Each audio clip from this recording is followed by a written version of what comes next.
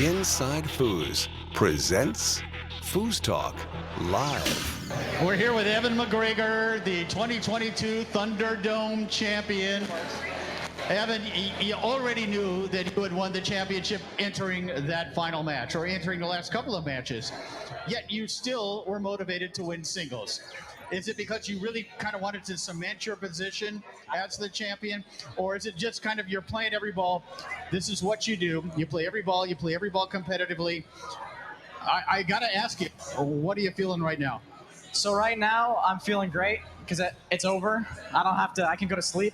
I don't have to take any caffeine and stay up till 3 a.m. It's FoosTalk Live. You talking to me? Compelling and lively banter. Are you going to talk to us? Talking foosball. Foosball was how I measured my value as a man. You took that away. Players and fans, promoters and pros. Unedited and raw. Talk. Living in the moment. We have a lot of important things to talk about. All while practicing social distancing. Cool. We'll talk. No big whoop. Let's get this thing started. FoosTalk Live. Coming to you live from the studios of Inside Foos, it's the 99th episode of FoosTalk Live. Brought to you by InsideFoos.com, offering monthly subscriptions with access to some of the most exciting matches ever recorded, plus live tournaments, pre- and post-show analysis, interviews, and original programming. Sign up now at InsideFoos.com. Also brought to you by ProtectoFlex, the world's premier foosball safety accessory.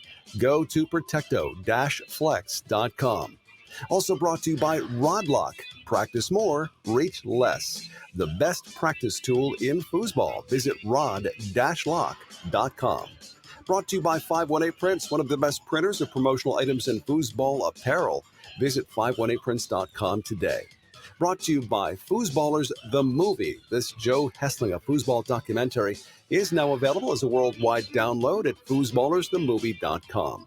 And brought to you by the USTSO, helping to usher in a new competitive era of foosball. Become a member at usafoosball.com. And brought to you by Foosball Clubs USA, promoting foosball through school systems all over the United States. Visit foosballclubsusa.com and make a donation today. Hey there, I'm Tom Robinson. Welcome to episode 99 of FoosTalk Live. Hard to believe, but yes, 99 episodes of FoosTalk Live. And of course, when we're going to talk about foosball, it's always best to have the greatest foosball player or foosball play-by-play announcer of all time in your midst, which would be Jim Stevens. Hello, Jim. Greatest all-time player. I love that. Yeah, player you, too, Tom. yeah. I'm going to review that top 50 That list top and 50. see where I ended up on that. I know where I end up on yours, and you should have had a vote. But thank you for that kind intro.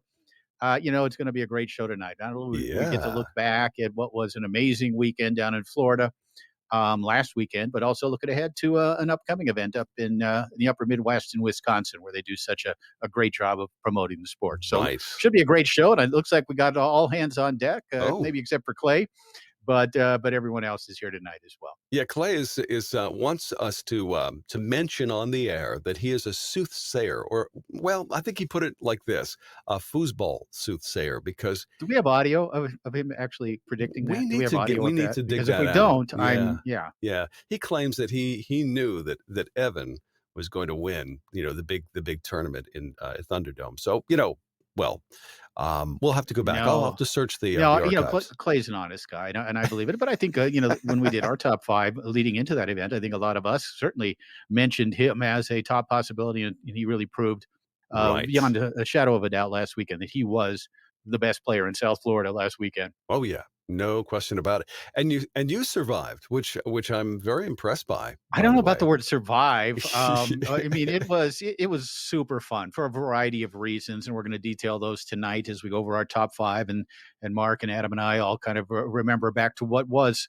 I think, one of the most fun tournaments we've attended in a long time. Yeah. For a variety of reasons, and it's still buzzing about it. Still kind of wishing we were there a little bit. I guess the phrase buzzing certainly works. Yeah. When it comes to what happened to you guys last weekend. But anyway, I digress. Of course, Is that what that is? You're digressing? Is that what that is? Okay. All right. No, it is something we're going to be chatting at length about here, and I'm looking forward to that. For sure. And before we go any further, of course, we need to stretch all the way across the country from the great state of New York all the way to the great state of California for the official foodie of FoosTalk Live and the Zen master of butt smokers, Adam Gilson. Hello, Adam. He's been called worse. Yeah. Has he now? I've been called better, but that's a heck of an intro, Tom. Yes. I appreciate that. I appreciate you, and I appreciate the Thunderdome tournament, which I am still buzzing from. Buzzing Whatever from. Jim said. That was. I don't even know what else to say. There's so. Let me just prep everybody for this evening. You're going to hear so many superlatives and so many different ways of saying the same stuff. Hopefully, maybe not. But oh my gosh, this weekend, that weekend, I'm still there. In my head, I'm still there, Jim. Yeah, I am too. I really am as well. Okay. And it was obviously the action on the table, but it was also just the environment. But again, you mentioned it. There's going to be superlatives. There's this overall feeling of just what a great time it was. But tonight, we're going to try to break it down. We're going to try to focus in on the specifics of what made it such a great weekend. Oh yeah, I can't wait to hear the details. I mean, I caught some of the play-by-play, and I just, I was so envious, and I can't help myself. But you guys suck. But it's just it just seemed like an atmosphere of just total electricity, and just everybody was really going at it. What's it like to play foosball for like the entire day, nonstop? It's just intense. Yeah, it's got to be great, and I'm sure as we move forward tonight, we'll give you more specific responses to that question. Yeah. Very cool. Let's not spoil it. We don't want to spoil it. No, but, not at all. Not at all. Tom, all I can say, Tom, and I know you're right now. You hate all three of us, and Adam and I in particular, since we're in your sights right now. But we really wish you were there. You would have. Yeah, this is the kind of event that you remember for a long time. Yeah, no question. Well, with this kind of success, this kind of result, I mean, hopefully I'll have another opportunity in the not too No, that's it. future. That's the last one of this kind that we'll ever do. That's it. That's it. That's all. No, it's the beginning of what could be something great moving forward, no doubt. Yeah, seriously. No, I know here in upstate New York, we've been seeing a resurgence in the last 3 or 4 weeks here of a lot more people showing up for foosball and our Friday night DYP. And this week we had to do a Saturday night, but it's really a lot of people want to know more about this, and they want to think about doing it here in our neck of the woods because, well, we don't even have a New York State or Northeastern championship anymore since probably 2016, 2017. So we're chomping at the bit. We'd like to maybe put this together as well, but you never know. We'll see what happens. Yeah, no, that would be great to get up into the Northeast again, and especially with a format like this or similar to this. And again, it doesn't have to be exactly like this. There are ways that you can make hybrids of this or sort of do your own thing depending on your player base or your part of the country, et cetera. Oh yeah, but it's certainly something that and that's one of the things we do here. The top 50. Now this, we want conversation. We want perspective. We want opinions about what people think about these kinds of ideas. We want creative energy dedicated to where we can take these things and make the sport better. Yeah, absolutely. And it's really, this is where it has to come from, this kind of creativity and just, thinking outside the box, if you're pardon the expression. I think this is really a start in the right direction, and let's hope we can maintain it. Well, I don't know about you, Jim, but I'm mighty thirsty. Pretty parched. What Jim and I like to do right about this time is to reveal our favorite IPA. Now, you spent the entire weekend last weekend hanging out in a brew pub or a brewery. I did. So 26 degrees. And it's funny. Yeah. And I had exactly one beer all weekend. Really? And that was it. One beer, one kind of beer all weekend. And coincidentally, at the end of the weekend, I walked up to the bar and I said, I'd love to take a growler home of this really good IPA that I was drinking at the bar. So they gave me a growler. I snuck it onto the plane. Don't ask me how. Okay. And brought it all the way home. And tonight I'm pouring myself an ice cold IPA 1A, an American IPA. Of course, out of the 26-degree brewery where we were last weekend. Yeah. I'm gonna give you this little bit off the top of my head. Jump in and take a hot-fueled ride down Highway IPA 1A, inspired by the refreshing breeze and scenic surroundings of South Florida's most iconic beachside highway. This IPA is the perfect way to end my road trip. From the citrus aroma and floral bouquet to the dry, yet surprisingly quenching zest of hops. Surprising. IPA 1A finishes with a subtle citrus flavor and an understated malty backbone. So there you go. Wow. Take a sip. Wow. Outstanding. I probably had, what I have, Adam, 3, maybe 4 of those during the course of the weekend. Maybe 3, On- maybe 4. I On don't Friday evening. know. Before noon. Yeah. What I remember. Yeah, I know. What's the alcohol breakfast. content again? It was 8. It was 8. really good. It was Okay. fresh. It was delicious. Tom, what are you drinking? Well, I tell you what, I'm staying right here in my own neighborhood tonight. That's what I'm doing. In fact, before I get to mine, I want Adam. Adam, you go next. What are you drinking? Yeah, I'll skip the preamble because Jim and I talked about this at length. But we were talking about my spate of failures that I've had trying to find a good IPA. Failures. And he said that it's really important to just try to get it as close to the source as possible. And I was like, well, you know what? I live here in Ventura, California, and there's about 800 microbreweries within a mile of me. I think there's actually one in our backyard. So I've decided to just go. So I've been going straight to the source. And my first one this week is Topa Topa Brewery. That's right down the street. If I could hit a golf ball, I could probably hit it from my front porch. Cool. If you And could I'm hit a trying golf there. ball. If I could hit a golf ball. They have this is the Spectro Hazy IPA. Ooh. And I just, I'm going to stick to my wheelhouse with hazies, but I'm going to try for the next 4, 5, 6 weeks, all the different microbreweries. I love it. So let's Right there in see what we Ventura. got. My fingers are crossed for you, Yeah, Adam. yeah. Have a taste. Yeah, this is fine. This is nice. It's citrusy. I mean, it's basically, this is your typical hazy. Yeah. This is good. I'm going And to have to sit with it a little bit and see, but I would read to you the description, but it's long and brings up hiking, which I detest. Brings So up hiking? yeah, I don't know. It's a SoCal thing. I don't get it. But anyways, it's exercise. a 6.3%. Okay. 6.3%, and you know what? It's lifting my spirits, so it's very nice. Thank you, Topa Topa. It's all Sorry, about your the spirits were low, Adam. Yeah. Well, gotta get some more spirits. Well, Tom? yes, I am in my own neighborhood. It's a town called Malta, New York, and it's actually a recent discovery of mine. It's a new brew pub, and these guys they call themselves Unified Beer Works, Oh, and like it. they're just an exit away from me. And I'm tasting their flagship this evening. Their flagship IPA is called All the Juicy Things. And it is 6.7% alcohol. It is made with care, with Valencia, Navel, Clementine, Caracara, Mandarin, Tangerine, Seville, Lima, Tangelo, all the orange things. And so I have a feeling it's going to taste orangey. Let's see. All right, here we go. Oh yeah. There's definitely the citrus thing happening there. Not bad.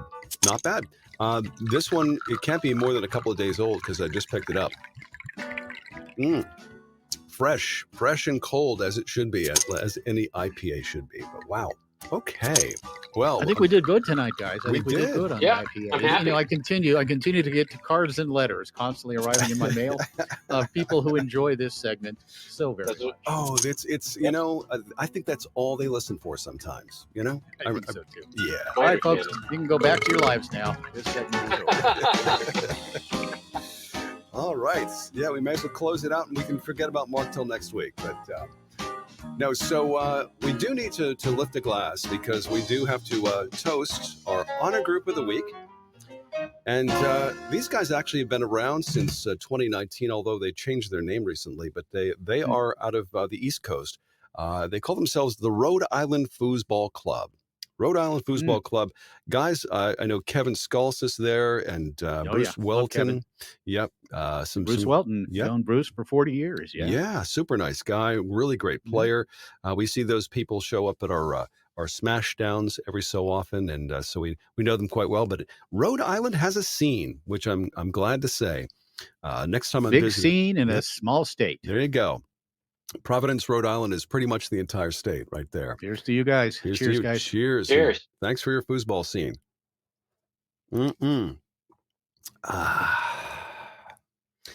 Well done, Paul. Well done, Tom. I tell you. Well, that's, I have to say, this really kind of puts us in that place where we have to kind of talk about what happened last week. I mean, we're going to get into the top 5 in just a bit. I mean, now you guys are going to be talking about the top 5 takeaways, right, from last week. Okay. Yeah, All whatever right. that means. Again, each of us have our own look at this, our own viewpoint. Of course, Mark basically was running the show using a bullhorn, which may come into it at some point tonight. Now, And of course, Adam and I doing our thing up in the booth, and Mark as well. But I think we all had our own perspectives, our own impressions, and coming at it from different angles. I think it's going to be a lot of fun. cool. Well, let's reminisce about the distant past when it comes to the Thunderdome. With great moments in foosball history, this is a FoosTalk Live Flashback. Brewer trying to come around with a bank. Tommy taking some time here. And that one to the short side, kept out by Green. Mike, the pass along the outside wall. Another chance for McGregor. See if he takes a little bit more time here. Setting up a pull shot.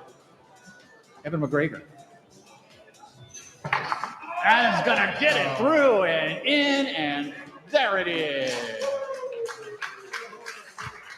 Evan McGregor and Mike Green win the doubles competition here at the 2022 Thunderdome Limited event. That means Mike Green will move into the lead here in this competition. Listen in next time for another great moment in foosball history. It's FoosTalk Live Flashback. Now, just to clarify, these two have not necessarily spent a lot of time as partners, have they? No, they. I think this is the first time they'd ever played together, right? Yeah. Right, Adam. And the neat thing, you heard me say that Mike Green had moved into the lead after 2 events. He won both of them. He was in the lead for the Thunderdome title and would eventually finish 3rd, which is just incredibly impressive for a guy that's basically a goalie. I mean, a great goalie, but he really did it on his goalie game, finishing just behind Chris Carson, who finished in that 2nd position. But the thing that stands out for me, Adam, is here you got the young guy and the veteran, right, teamed up together, and you got the super talent in the forward position. You got the sensei, in the back, the guy who's a world champion, has seen it all in foosball, and what he can offer, to Evan is just invaluable, right? But to have that dynamic, I thought, was just so cool, and they really hit it off, Tom. Both of these guys, it was this if they had been playing together for 20 years, although that would be before Evan was actually born, Right. so that's physically actually impossible. But the chemistry, the dynamic that they put on the table was really something to behold. Yeah, and how would this have happened any other place in any other format? Would that have even been possible necessarily? I don't think so. Not like this. Not with the drama that it created throughout the course of the weekend. No. This was something completely and utterly unique to this format. Right. Very, very cool. And you said it best, the drama, and that's one of the things that made this event so special, is that Adam and I kind of got to follow the story, kind of help build the story, and certainly transmit the story to the viewership. And it was really a cool thing about this event, one of many, and I'm sure we're going to get into it a little deeper here in a minute. Oh yeah. Very cool. Very cool. Well, I know that Mark was going to want to participate in the top 5 this week, but something tells me that he may not. He'll show up. I think we're 18 minutes into the show. Is this sooner than the top 5 usually starts? I don't know. Not usually, but no. This is usually. I think we're on time right now. Yeah. Let me check my swatch. Pretty much on time, I think. But so if you guys are ready, would you like to launch into the top 5? Or we could do a little song and dance as we kill some time. Mark, let me get my spoons. I've been practicing spoons. Spoons? Don't you teach violin? I can juggle. I'm up to 3 balls now juggling. So you got to hear me juggle. This is good. Hey, let's do this thing, Tom. Yeah, let's launch in. And again, this is all about the top 5 takeaways from last week's Thunderdome. Time once again for the FoosTalk Live Top 5. 5, 4, 3, 2, 1.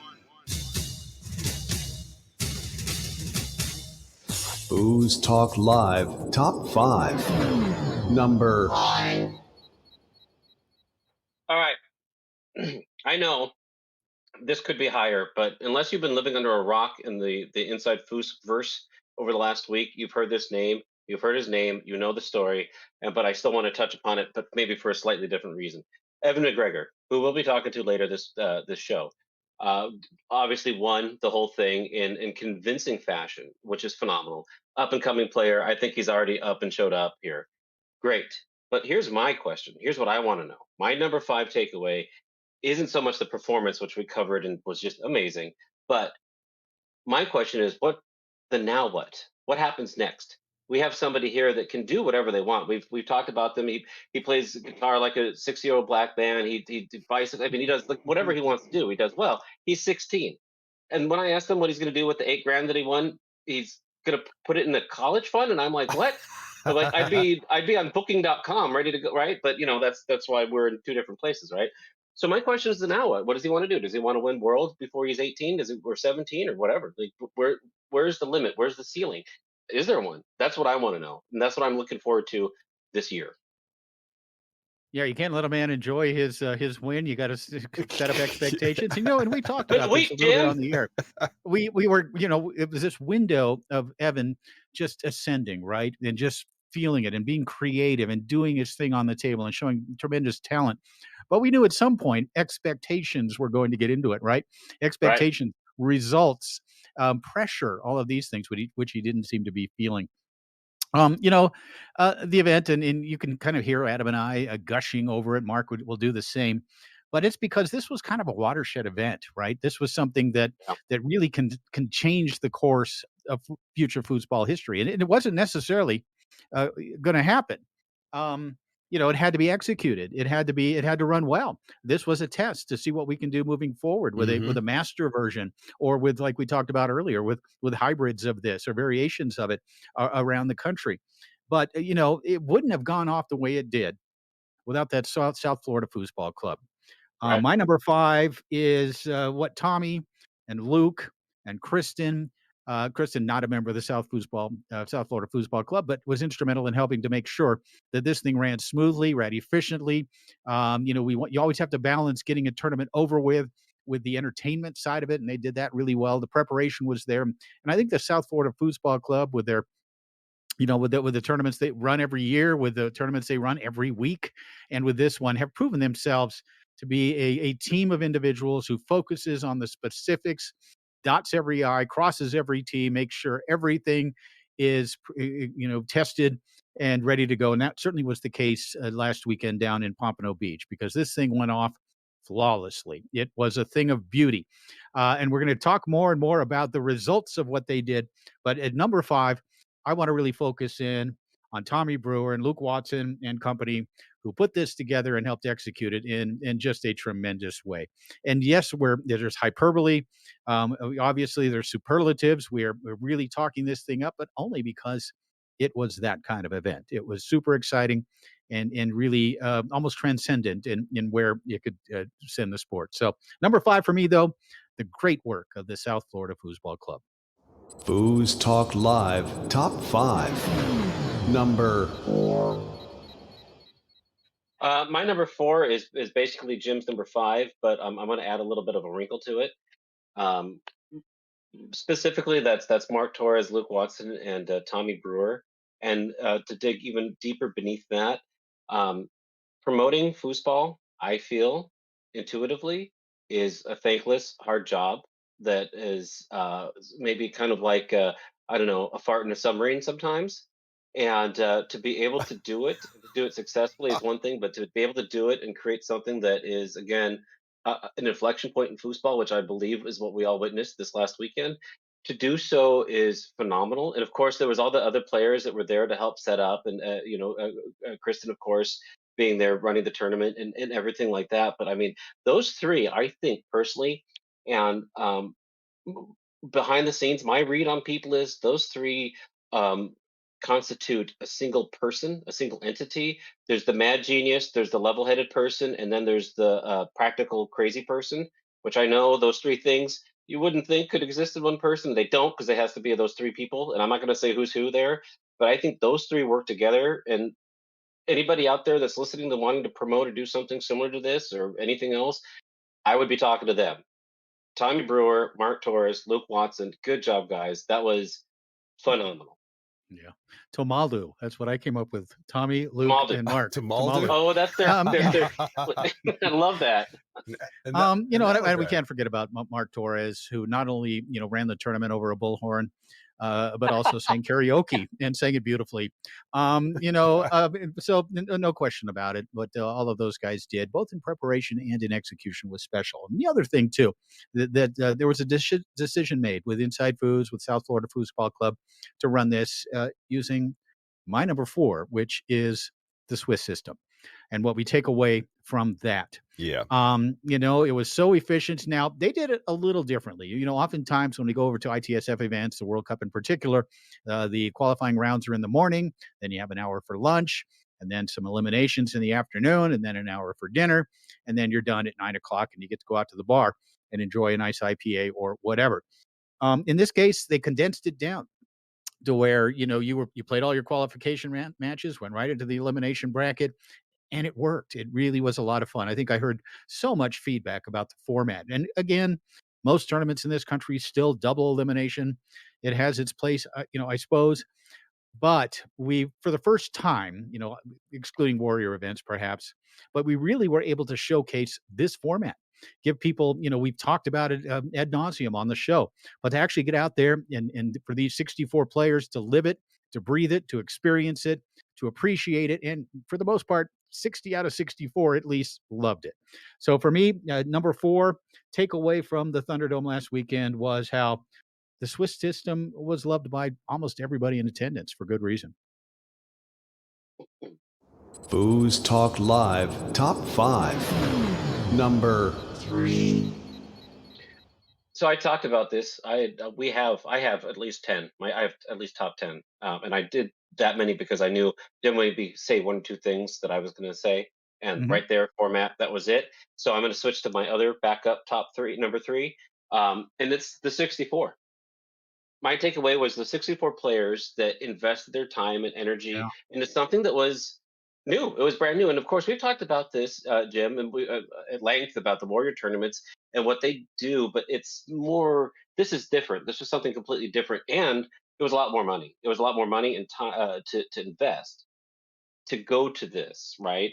And this is the thing that gets me about this format and these 64 players, and this is something that I heard over and over again, was that all the experts that I talked to, the higher ranked players, came up to me and were like, dude, it's been so much fun talking to these, like, because that's how the format worked. There was in 2 different events, there was 10 rounds total, where you were playing with people you've never played with before, lower or higher ranked than you.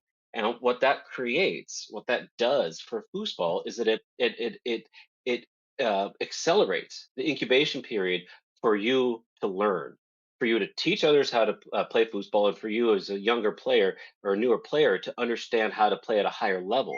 And to do that all in a weekend is phenomenal. So for me, the format plus the 64 players that took the time and put their energy into something like this that wasn't tested really here in the United States is, to me, my number 3. Yeah, I agree. Kudos to everyone who put their money where their mouth is, right? And you look at, some of the results of this event. Obviously, one, Chris Carson, the outstanding player out of Jacksonville, number 2. Mike Green, based primarily on his goalie skills, at number 3. Rob Balza, how about that? A very versatile player out of Wisconsin, came in at number 4. Tommy Brewer at number 5. How about that? Tommy Brewer. But you go down the list of these 64 players, varying skill levels and rankings, but all of them really, as I say, put their money where their mouth is, and went out there and competed and did their thing.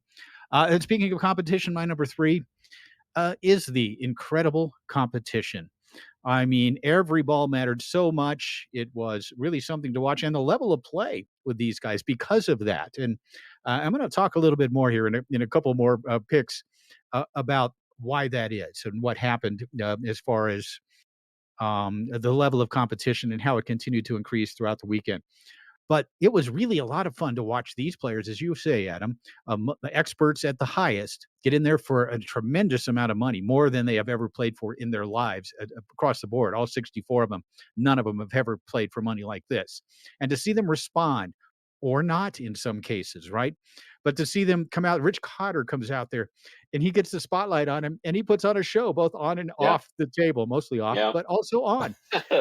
So there were all these neat stories, of just these players competing so hard. And there was only a few cases where we needed referees. It was all clean, but highly competitive. And I was impressed. And that's what my number 3 is. How impressed I was with the level of competition and just how good of a game just about all of these players had across the board. And a lot of that due to the circumstances, the amount of money they're playing for. But also, as I'll talk about here in 1 or 2 more of these picks, about the reason why that was. FoosTalk Live Top 5. Number 2. All right. I want to talk to you all about the moment. The moment. Okay. This is something I've been trying to explain to people. I'm going to try to do it. All right. So it's Friday. It's 2:30 local time in Pompano Beach. The tournament was supposed to start. Thunderdome was supposed to start at 2. And and people, I'm walking around listening, feeling the room, and people are not grumbling. It's a foosball tournament. People are used to this, right? Delays, etc. They're still trying to set up stuff. Whatever.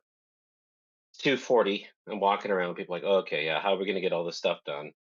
What's going to happen? Not again complaining, but still, it was, there was a little bit of tension.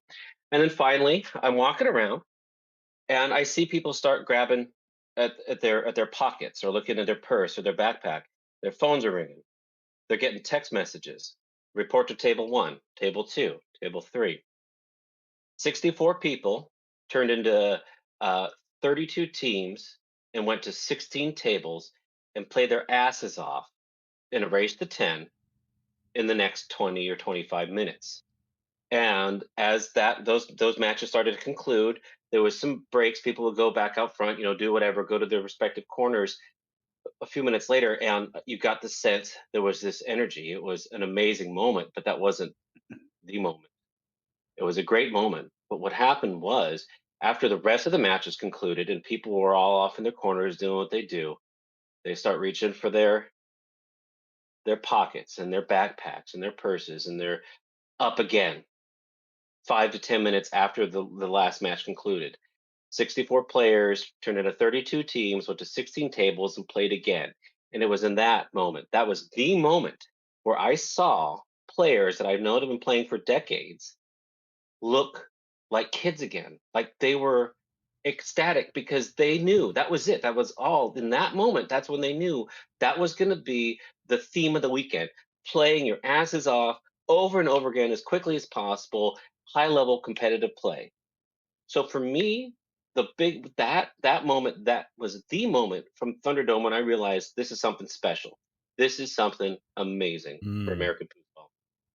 Yeah, I love that. And all 64 of these players were chomping at the bit. They put up $350 to play in this thing, right? All of them, to a man, to a woman, were nervous about playing, and rightfully so, and understandably so. And I agree that was a great moment. And of course, these days, back in the day, it would have been Dave Currington up there on stage on table number 1. On table, they would have called out all of those matches. Didn't need to. It all is done by text now. Modern technology certainly contributing to how smoothly this event went. My number 2, quite simply, the birth of a star. This was kind of the coming out party. Now, where it goes from here, like Adam said earlier, who knows, right? It can go in a variety of ways. I remember when Billy Pappas, although he was much younger, he was, 11 to 9 or 10 even, and came out and won a U.S. Open rookie singles title, and everybody's saying, oh, he's going to be the greatest. And for a couple of years, he continued to come up, and then Billy kind of went away for a while before he eventually came back again later and began to, become one of the great players of all time. But for Evan, I mean, to come out there, as in many people's eyes, including Clay Toomey's, the favorite, although, based on talent, there was no question that he was the favorite. He was the most talented player in the field. And I think we all saw that going in, but there's so much more involved than just that. But to see the way he responded to every situation, the way he really embraced it, which is what you have to do. and thrived on table number one, which is something also you need to do. But to see, this player who we are going to look back on and say this was the beginning of it, potentially, right? If he goes on, and who knows where he'll go. He's got so much on his plate and going to college and eventually. And as you said, he plays guitar like a 70-year-old black man, which is an amazing thing to see. And everything else he attempts, he apparently is really good at. So we'll see where it goes. But to see this weekend, to see this young player, and for me, someone who's been involved with the sport for as long as I have, it doesn't happen that often where you get a transcendent performance from a young player who then, you look back on and say, this was him then and look at him now, sort of thing. But for me, number two, the birth of a star out of Austin, Texas, Mr. Evan MacGregor. FoosTalk Live proudly presents the top 5. Number 1.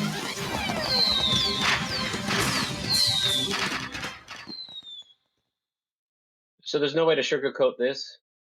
This is just schmaltz police said them. This is just going to be melodramatic, whatever. It doesn't matter. It's just what I felt.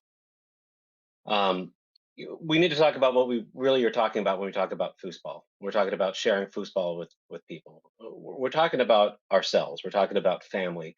We're talking about, we may argue, we may fight. We have our little, cliques that we have within foosball. But the reality is we all love and enjoy this crazy sport for whatever reason. And we want to share it with each other. And we want to show other people what you can actually do with this game, but not only how it actually makes you a better person, but how you can actually create friends and relationships that, last a lifetime. I mean, gosh, Mark Torres and I think we stepped away from the game in seriousness in 2005 or 6. And here we are again, 15, 16, 17 years later, back in the midst of it, not as players, but this is what foosball is. Foosball is as much of ourselves individually as anything else that we do in our lives. And this is where my number 1 is, because what we're really talking about when we talk about what just happened at the Thunderdome was hope. Hope that foosball's best days aren't behind us, but they're in front of us.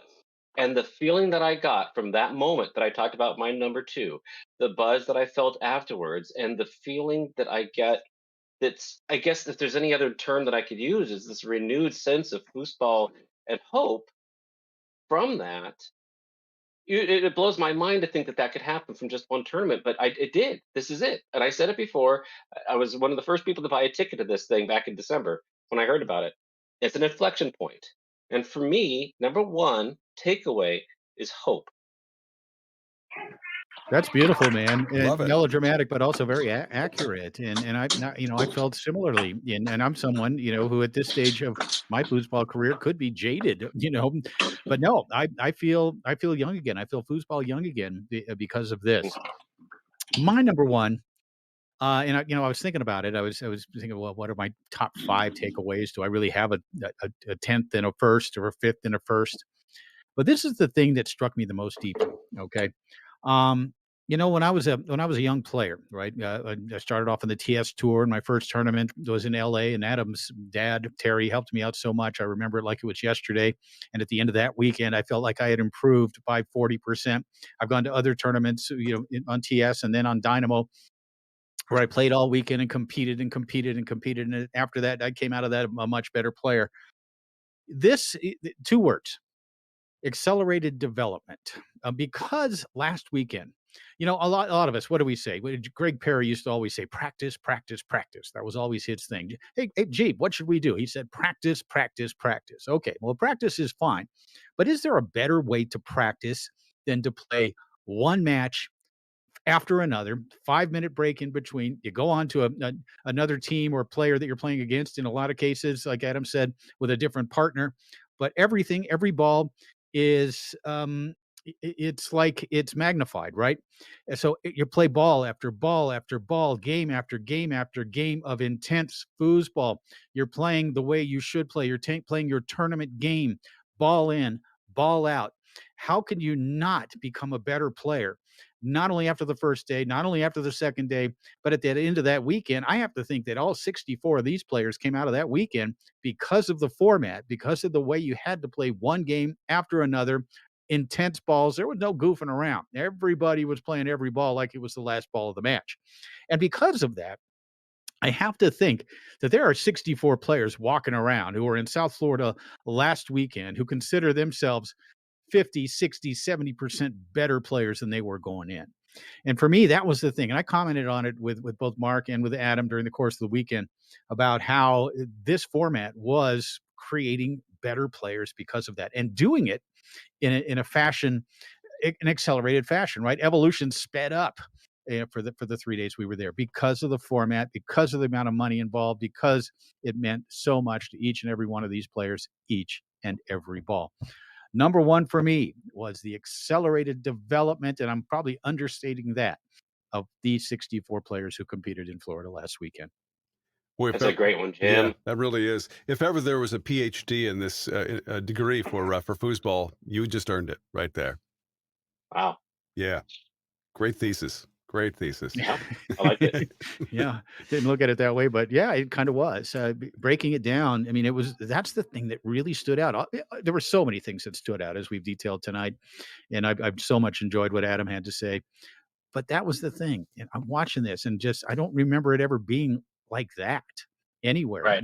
even back in the day on the TS Tour. So that was my number one. Oh, what a fantastic top five. And of course, you, like you guys say, you feel like you're still there experiencing this. I understand that we have made contact once again with, well, I guess you could say the master of the Thunderdome. Mark, Here are you we with go. us? Can you hear us? Hey, can you guys hear me? Yeah, we can hear Mark. you now. Welcome. Mark, hey, man, I'm so excited to hear your guys' feedback on that event. And I don't want to belabor our guests for too long, and so I won't have a top five. But I do want to just kind of deliver. There's been so much that's happened since the event.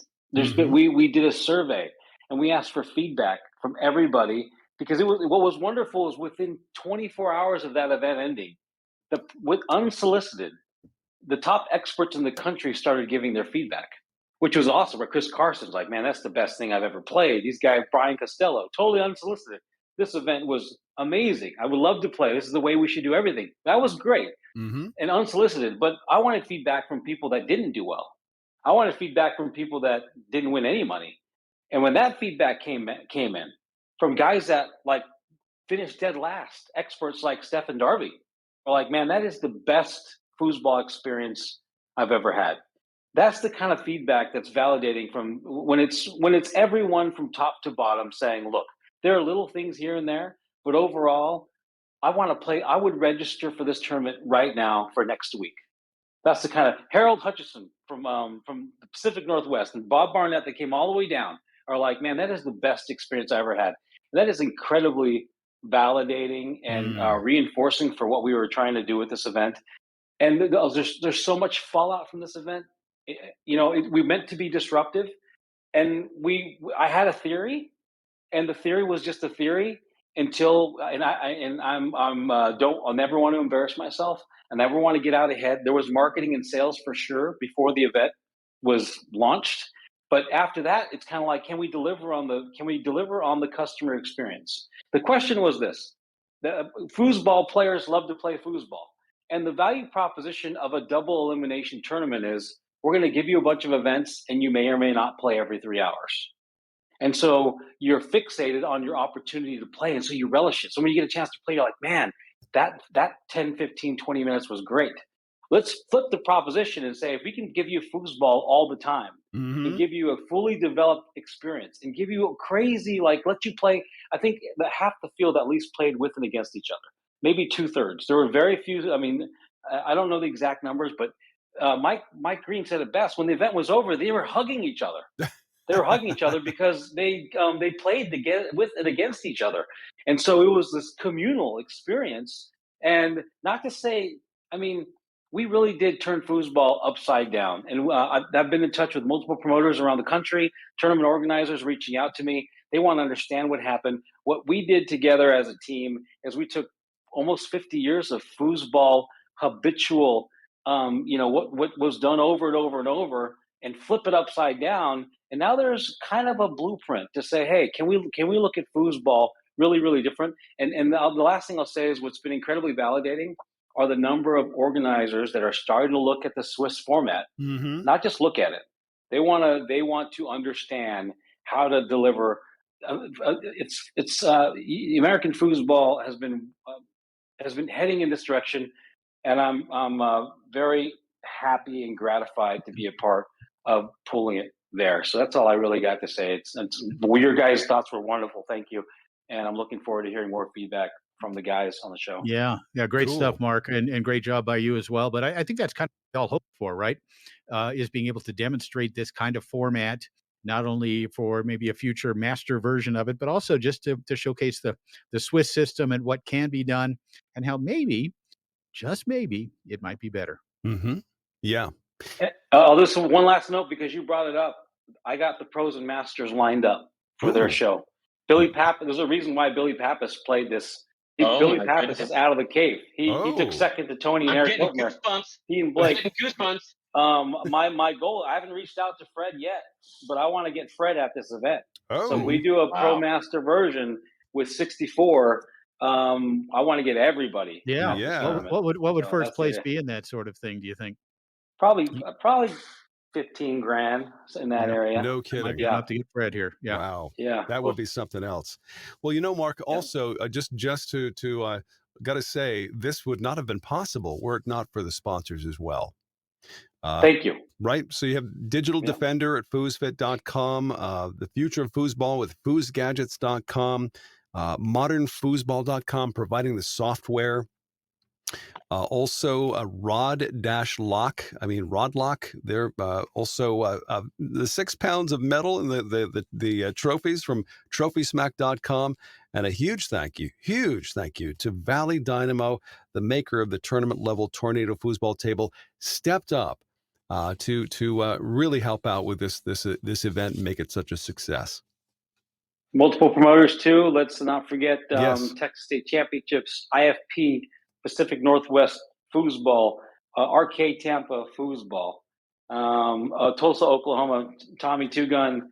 Those were of course, TSK with Colorado State. They all provide the beginners, experts, and amateurs won $200 and 7 packages. So they have a menu of events they can go to. So thank you to all of those groups as well. That's got to be the best lineup of prizes ever for a tournament. It's got to be. It's pretty good for beginners, amateurs, and rookies, right? And the beer was good. Wow. There's that too. High-end reporting. I don't disagree. Well, guys, there's other things happening, and by the way, if you're tuned into FoosTalk Live, and if you haven't heard so already, we're now featuring a new feature at the end of our show every time called the FoosTalk Live Foosball Beat, which basically gives you a whole rundown of all the tournaments that are on the way in the very near future here, especially for 2022. But we're going to continue to update that and use that feature every single week. So if you have a tournament that you'd like to let us know about, please contact us at insidefoos.com or at foosballradio.com or info@foosballradio.com. But in the meantime, very soon on our list, we have March 10th through the 13th, the $10,000, $11,000 or $10,000 Wisconsin State Championships at Mad Apple Billiards in Appleton, Wisconsin. And it just so happens we have the folks who are working very, very hard to make that the best possible event. So I'd like to welcome on to FoosTalk Live for the first time, Brett Nooyen and Carma Burfield. Guys, welcome to FoosTalk Live. Hi, guys. Glad to be here. Hey, thanks for having us. Glad you can make it. So the tournament's coming up real soon. I mean, March 10th is not far away. Are you guys ready? Oh, I think we're ready. We've been planning this for probably last 4 or 5 months so far. Nice. We have a committee of dedicated foosers and promoters that kind of help us keep everything on track. And our team is, I think, second to none. It allows us because everybody that runs it plays. Oh, cool. We're player promoters, and we're very proud of that too. Nice. So, Carma, would that be the case for you as well? Are you a player and a promoter? I am a player and a promoter, more of a promoter these days. I've been associated with Wisconsin tournaments now for, I think this is my 5th year. 5th year. Okay, Hi, fantastic. Karma. Hi, Karma. Jim Stevens here. Hi, For Jim. anyone How are who's been good, very good. Hey, Brett, how are you? But Great. anybody who has been to a big tournament in Las Vegas in the last 10 or 15 years, or the Worlds, or some of these other IFP tournaments in particular, we're so used to these rough, gruff voices on announcing matches, right? And then you hear this beautiful, lovely, smooth, eloquent voice announcing matches in such a classy way. And that's Carma Burfield. And Karma, of course, we go back a long way, and you've always been such a credit not only to Wisconsin foosball, but to the major foosball tour as well. So thank you for everything you've done over the years and what you're doing now up in Wisconsin. We're having a ball. We are projecting a 200 plus player Nice. Wow. event this year. We were so fortunate. We got in under the wire of COVID in 2020. I think we're the last tournament that actually happened in 2020. Right. And we were the first tournament to come back in 2021. It just kind of worked out that way. So Fantastic. we've had 2 good years behind us. And how many tables will you have at this tournament? We have 25. Nice. Okay. And we've increased the purse from $7,500 last year to $11K this year. It is 11,000. Okay. So I made that last minute change there, but 11,000. We're not going 10,000. We're not going 10,000. We're going 11,000. There's such a history in Wisconsin. Obviously, the great Bill Maloney for so many years ran tournaments up there. He ran a no-pro tournament up there that would get 200 or 300 players every year. And of course, the great Tony Spredeman, maybe the greatest American player of all time out of the state of Wisconsin, although now he calls himself a Floridian, but not really. Tony is still, even in his mind, is still from Wisconsin.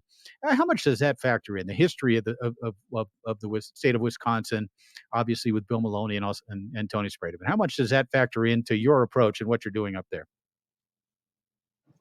I think from my perspective, history is everything. One of the things that we're very proud about this year is it's been almost over a decade since the Wisconsin Hall of Fame has even been talked about. And we will be, the inductees haven't been announced yet, but we will be bringing back the Hall of Fame this year. So we're very, very proud of that. That'll be taking place on Saturday evening. So we're paying it forward, but also, history is very, very deep in Wisconsin. I think a lot of the newer players may not realize some of that. And we're hoping to shine a light on some of those past and present players who have really, really put Wisconsin on the map as far as foosball. Hey, it's Adam Gilson here. Hey, Karma. Hey, Brett. Thanks for being here. Wisconsin is a place I haven't played much foosball in back when I was playing, but I was looking at your event, and I was looking at the Mad Apple Billiards there in Appleton, and that just looks like a fun venue. Could you tell us about that? So we moved our state tournament to Appleton about 3 or 4 years ago, and Mad Apple has been instrumental. He is the owner of Kendall, has just been everything we've asked for. Every year he's helped us grow. He's staffing for us. We started off in a back room. The next year we moved into this is a billiard hall. He moved his pool tables out, and now we were a foosball hall in the main room. And this year, what we're promising our players is the pool tables are essentially moving out, and it's going to be a foosball hall for 4 days. So it is just a great relationship that we have there. He helps support the Appleton foosball community. They run events every Saturday night. It's partners like this, as we all know, promoting and playing, they're hard to come by, and we're very, very proud of the relationship that we have had with them. That's so awesome. You're getting some cred there at a pool hall when you get the pool tables moved for a foosball tournament. Yeah. True that. Hey, absolutely. Hey, Brett, it's Torres. How you doing, man? Good, man. I'm struggling. Like, on the one hand, I want to go up there and do and play and drink too much on one night and sing karaoke, even if there's no karaoke machine. On the other hand, I want to bring my wife and kids, and so I guess tell me, if I bring my wife and kids, is there stuff to do out there? Is there stuff to see, or am I better off just dragging my own karaoke machine and getting kicked out of the bar? Talk to me. So we've had a lot of Foosers bring their families. The hotel that we're attached to, has a full saltwater pool. It's a great family friendly environment. The billiard hall is not your typical billiard hall. It's a very very top notch restaurant, great food, and we're right on the kind of the spot of Appleton. It's their main drag, and there's anything from performing arts to public places like parks, recreation trails, bike trails, walking trails. Granted, it'll be March, so there might be 4 feet of snow on the ground, but there is plenty to do. And the cool thing with the location of Appleton is the family's 35 minutes south of Green Bay. So if there's any football fans there, and it's about an hour north of Milwaukee, so going down there, there is plenty to do. And we've been told that over and over again that I'm bringing my family next year, or I'm so glad I brought my family this year. Brett, this feels like a personal appeal. Like you're saying, please don't come up here and ruin our event with your drunken behavior. So I'm going to take that sincerely. Let's segue. I got another question for you. You said you're a player promoter. I was never able, I promoted for like 2 years, right? So I was never really a promoter. And I helped organize the Thunderdome from top to bottom. But even then, I can never compete and promote. Do you find that is a struggle? Are you able to compete and be a advocate and diplomat when you're organizing events? How does that work for you? So I think for Wisconsin State, it comes down to the team around you, our committee. Karma's got my back. I've got her back. She's got multiple state titles in Wisconsin. I've got a few state titles from playing, and some finals here and there. And it really is the team that we have around us. It allows us to play and promote. Of course, our heads are probably a little bit more on the promotion side. I want to make sure that everybody that walks through there is having a great time, and also understanding what we're trying to do with foosball. With that said, I tour, so I can go to Colorado or Texas and maybe get a little bit of feedback from the regions and those that did travel to Wisconsin. Always trying to make our event better and better each year. You and I for sure are going to be talking about the Thunderdome, because this sounds like a sweet system, and I really want to bring something like that to Wisconsin for like maybe a no-pro or a pro. But I digress. So to answer your question, it's really tough sometimes, but I'm okay with that, because for me, it's a little sappy, but at a state tournament, for Wisconsin, if everybody's having a great time, that's a title for me, and I know that sounds so sappy, but it really, really is. And you get that from the promoter side. Now, if I go to Colorado, if I go to Texas, if I go to Florida, we run into each other. I want to take you down, But if you're in Wisconsin, I want you to have a great time, and I want you to bring back 2 to 3, 4 people the following year. Yeah, I love that. The two most important people in Wisconsin, Carma Burfield, Brett Nooyen, and Aaron Rodgers. And hopefully Aaron comes back and comes back to Green Bay. We're all hoping for that, because he's a Packer. But talk a little bit, about your program. And again, we talked about the South Florida Foosball Club earlier and how it's a team of individuals, not self-serving at all. They're totally about, the sport, totally about the team, totally about the player base. And that sounds like what you're doing up there as well. And that's really what it takes these days, isn't it? It isn't one person, as it has been over the years. It really takes a team of individuals to do it. And I think you've really emphasized that. But also, it isn't something you do once a year, right? This is a year-long thing that you guys are doing. It involves local tournaments and regional tournaments in the state of Wisconsin, et cetera. Talk a little bit about outside of Wisconsin State. What goes on a regular basis there in the Cheesehead State? So, I mean, as far as outside Wisconsin State, what we like to get back to is it was probably 8 years ago. We used to run the Wisconsin tour, and Karma ran a great one-day operation out of La Crosse. I was running a one-day operation out of Green Bay. There was a Milwaukee event. There was an Appleton event. There was a Middle Wisconsin event. There was a Madison event. And our whole tour was leading up to state. So, because we were very, very the way we kind of built it, we were built it to be, okay, Wisconsin needs to dominate Wisconsin. If people from across the border come over, that's great. But if we can have 100, 150 players from Wisconsin playing in our state championship, that's for us. And then we open the doors to everybody. So we kind of built this engine. My goal would be to get back to that, where we are having our one days. We're doing our mini tour. We're doing our warm-ups. And it leads up to state, where we invite, our goal would be Wisconsin versus everybody else, right? We've worked this whole state to prepare our players So it's not Wisconsin versus Wisconsin when you walk into the Wisconsin State. It's Wisconsin versus Illinois. It's Wisconsin versus Minnesota. It's Wisconsin versus Florida, whomever. In that battle, I think Tony's on our side. So Love it. Yeah. That's kind of our goal. And by the way, I don't think it's the cheese. I believe it's the Badger State, right? The Cheesehead State. In closing, I think two things, that you might want to take a look at moving. Obviously, have a look at the Swiss system, see what that's about.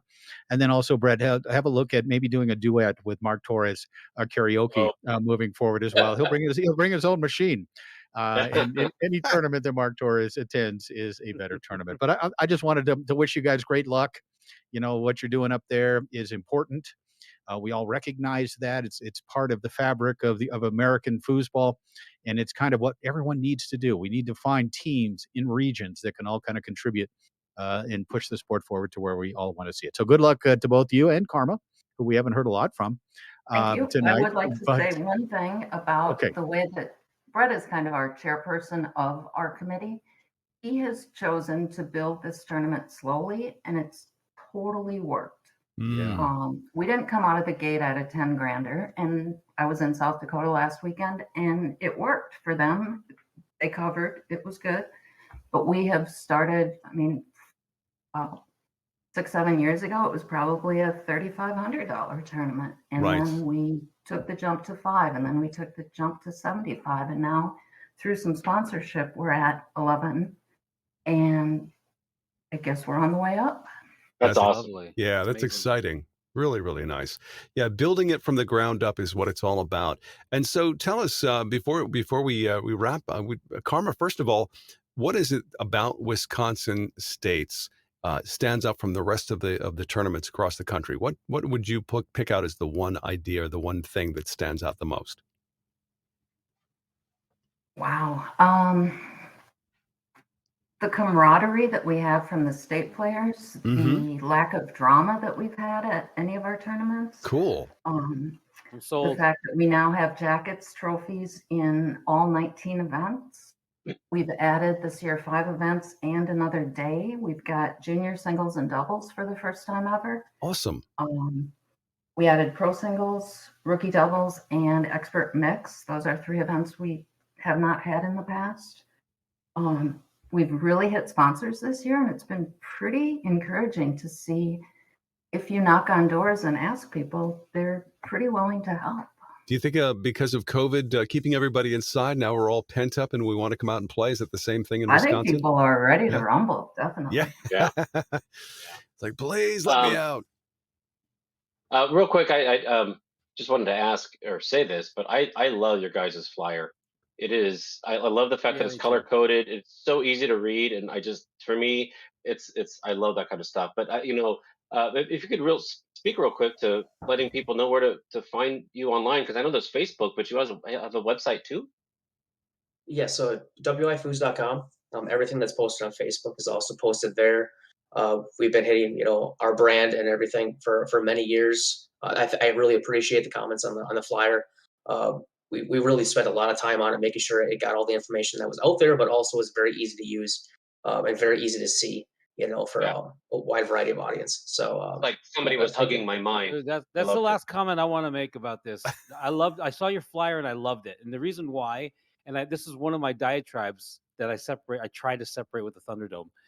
Most modern flyers are actually 70s flyers, and the 70s flyers were 2-sided pieces of paper pinned to a wall, and that's the only way to mass disseminate information. And so it's a paradigm, it's a habitual thing where they took the 70s flyer and it was used, it's still used. They put a big dollar figure on top. It's encumbered with language, and you need glasses and an optometrist or an ophthalmologist to read it. Your flyer represents like, hey, the world, it's a digital age. That's all I got to say. Your flyer's amazing. Love it. Thank you for that.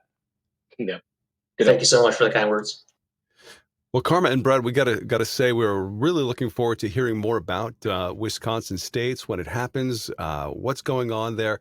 Love to hear the wrap up once it's over. If you want to come back and talk to us again, we'd love to have you back. We'd love to come back. Awesome. Very cool. Well, looking forward to great success for you both. And don't play too hard, but have a great time. Yeah, on Wisconsin for sure. Will Thank you do. so much. Thanks, guys. Hope to see as many of you as we can. Awesome. Thank you so much. Cheers. Thank you, guys. And yes, so once again, coming up at Wisconsin State's big tournament happening March 10th. So, and by the way, it's not a stereotype. The cheese is actually better up there. Wisconsin Yeah, cheddar.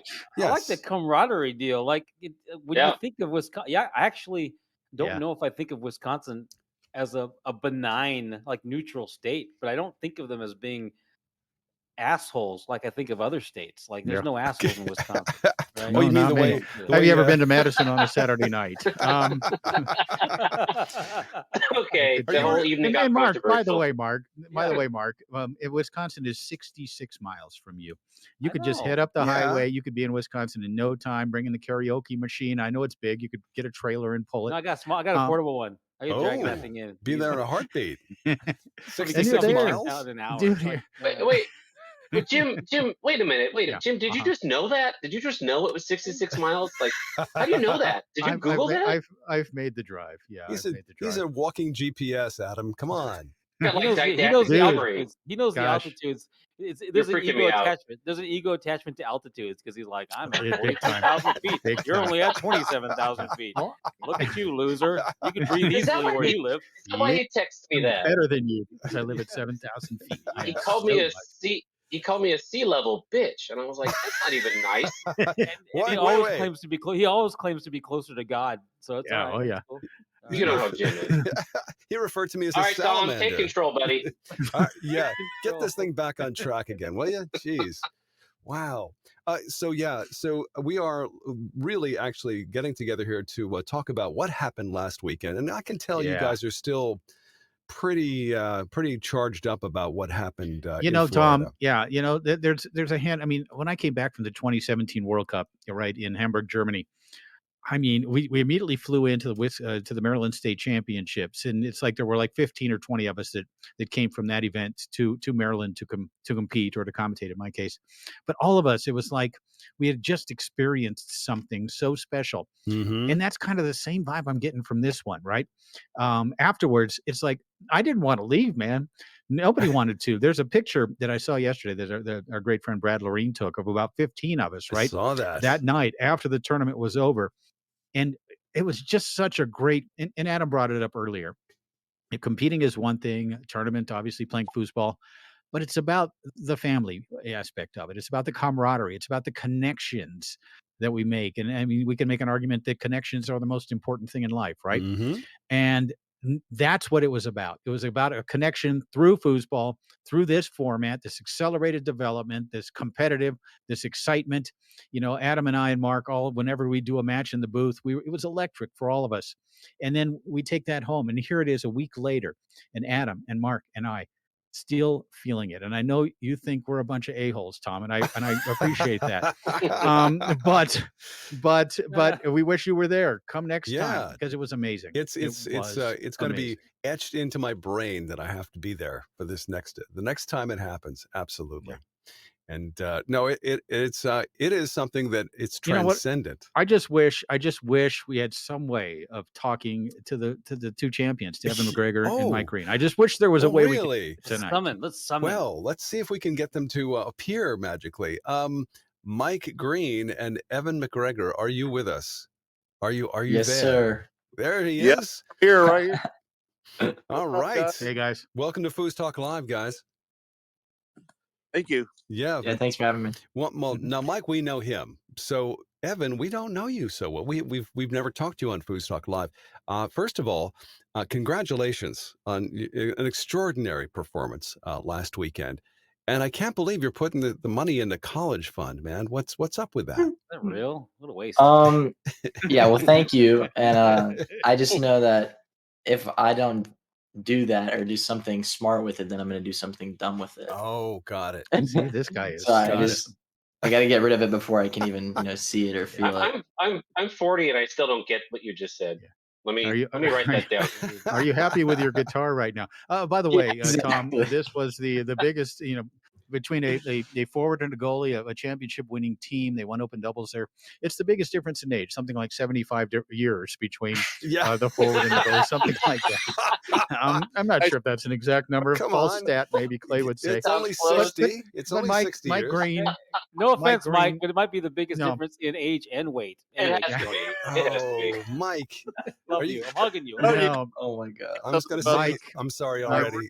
I realized I quit playing foosball 8 years before Evan was. Oh boy. So the 75 years still stands. Let me, Mike, real quick. I want to address a question to you. Okay, you're a guy who's won a world championship with Johnny Horton back in 1985. A guy that quit for a while, of course, came back, and then you get to play with this kid, right? This kid with all this talent. But how gratifying is it for you to be able to impart what you know about foosball? You've played at the highest level in huge matches with these balls that were worth thousands of dollars. How gratifying was it for you to be able to play with this kid and give him what you could, in terms of your foosball knowledge and experience? It had to be pretty awesome for you. Yeah, I'll tell you. When I think I might have said this to you, Mark, but if I would have had a video of the first ball we played together until our last ball that was scored, it was like I was playing with a good player, and then at the end of the tournament, I was playing with a great player who asked me my advice. Not only does Evan play great, he listens, he asks, and at the end of the tournament, when it was over, I was sitting there, and Evan came up to me and says, "Hey, I know we're not playing doubles together now, but would you mind, hanging out and maybe helping me out, coaching me?" And I don't show any face. I'm a poker guy, man, but I mean, it choked me up inside that this, young gun. My team name was, he didn't like it, was the has been in the future. So, but, That's great. but no, really the whole thing. And yeah, for me, it was incredible because I don't know if I would have put that effort for anybody else, to be honest with you. And even for 350, I mean, to me, I was going to go down with my buddy and have some fun. And then he didn't want to play. And then Mark called me. Mark, he's a little bit of a grifter, so he's telling me about this young gun. And you think? And I said, as long as you tell the guy he's playing with his grandfather and he hasn't played in, I'm in. But no, I mean, I want to really say something real quick about Mark. I mean, he set this whole thing, and it was incredible for Evan. It was incredible for me. It was incredible for everybody there. I played. I've won 30,000-40,000 in a poker tournament. I've done a lot of things, and that was the most exciting thing I've ever played in. And wow. And the competition was like top notch. It wasn't flop flying. It wasn't people just hacking the ball. I mean, I'm looking around all these guys that should be pro and wondering why they're not pro. And but anyway, I don't want to. This thing really should be about Evan. I don't want to keep going on, but that between what I just really want Mark to know. I mean, with the bullhorn, even though he said he was going to get a restraining order against me if I didn't leave him alone. We all did, actually, but yeah, me too. It's pending. It's pending. But I mean, just to watch Evan, and I mean, honestly, I can't tell Evan, how much it meant to me when he asked me would I hang around to just kind of coach, see what's going on, try to help him out, and I told him I'm going to tell you guys our world premiere is that me and Evan are going to play Bardo together. That's awesome. Wow, love it. Wow, awesome. You're gonna sing the blues, buddy? You're gonna sing the blues with Evan? I love that. Yeah. Think of like a 50-year fat white guy, you know what I'm saying? So, I gotta tell you, 60-year-old man, white guy. I gotta thank you, Mike. I'm really, really flattered. I'm truly touched by your words. Thank you. And I want to tell you something else too. I could have filled this bracket with beginners and rookies, and that could have happened like 4 or 5 days before. But I really wanted to get top-notch, diverse, veteran and otherwise. And I could have hooked up Evan with a half dozen other people. There were other people looking for Yeah, partners. I was ready. I was ready to play with him. And Yeah. I picked you, Mike, because I had a incredibly strong feeling that you guys were to. There's something about the dynamic. There's something about the senior world champion and the kid who is on fire as an amateur and expert. There's something about putting those two things together, and there's something about your seasoning and maturity. I felt and knew, and we did the top 5 the weekend before the event. And Evan, I said there wasn't in order, but Evan was my number 1 for reasons, and one of them was that you were playing goalie for him. So this is not to try to reciprocate, accolades. I'm telling you, I put you guys together because I had an incredibly strong feeling you guys could win the Bring Your Partner. That's why that happened. There was no kind of looking for 2 people just to match them up. So I couldn't be more grateful that it worked out for you guys. And Evan and you are both winners outside of the money, outside of what you guys did, because you guys did. I'm the one thing I'm worried about Evan. So Evan, you may not know this, dude, but most pros go their entire careers and never win that kind of money. They never win that kind of money in their careers or in one event ever. So I'm not even sure if you know what you did. As a matter of fact, I want to take your money away. I'm not even helping you out. Mike wants to play poker with you. Yeah, I'd like to say one more thing real quick, and then I'm going to shut up, and the rest of the show could be Evan. But, I told Mark that before my second week, first of all, I asked Tom Gore to practice with me, and what a guy. He immediately said, "Sure, you're my partner for the next 6 weeks." The guy actually texted me after every match that he watched. And he critiqued my play, told me what to do. He actually watched the charts to see where I was at when he couldn't see me play. Wow. And I actually messed up my rotator cuff and my tendons. And Saturday when I came in, I didn't know if I could play anymore. I really thought I was done. And I saw Evan walk in with this big smile, bebopping around, and Tony Friedman, I think, was standing there. And I said, "You know what? I don't care if my arm falls off and never works again, man. I'm going for it." So cool. I just thought, Evan was just such an inspiration for me. It was so much fun. But anyway, you guys go ahead with Evan now. Evan, we're going to talk about music here in just a bit, but first of all, give our audience a quick idea as to how long you've actually been playing competitively as a foosball player.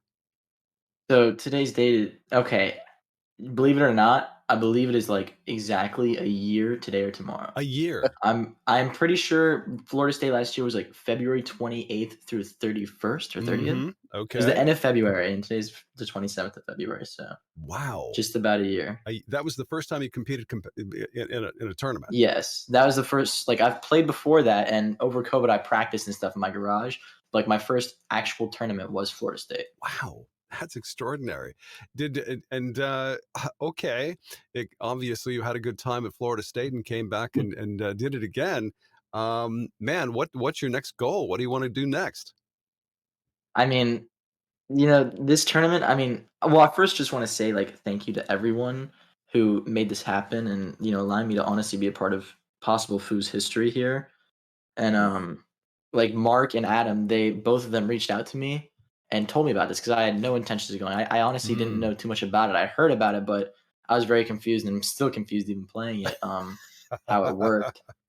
And the fact that I got Mike Green, I honestly still can't figure out how no one else got Mike, because I was asking for partners, and they're telling me some other people like, "Oh, this guy's good, this guy," and I was like, "I don't know anyone. Just hook me up with the best guy."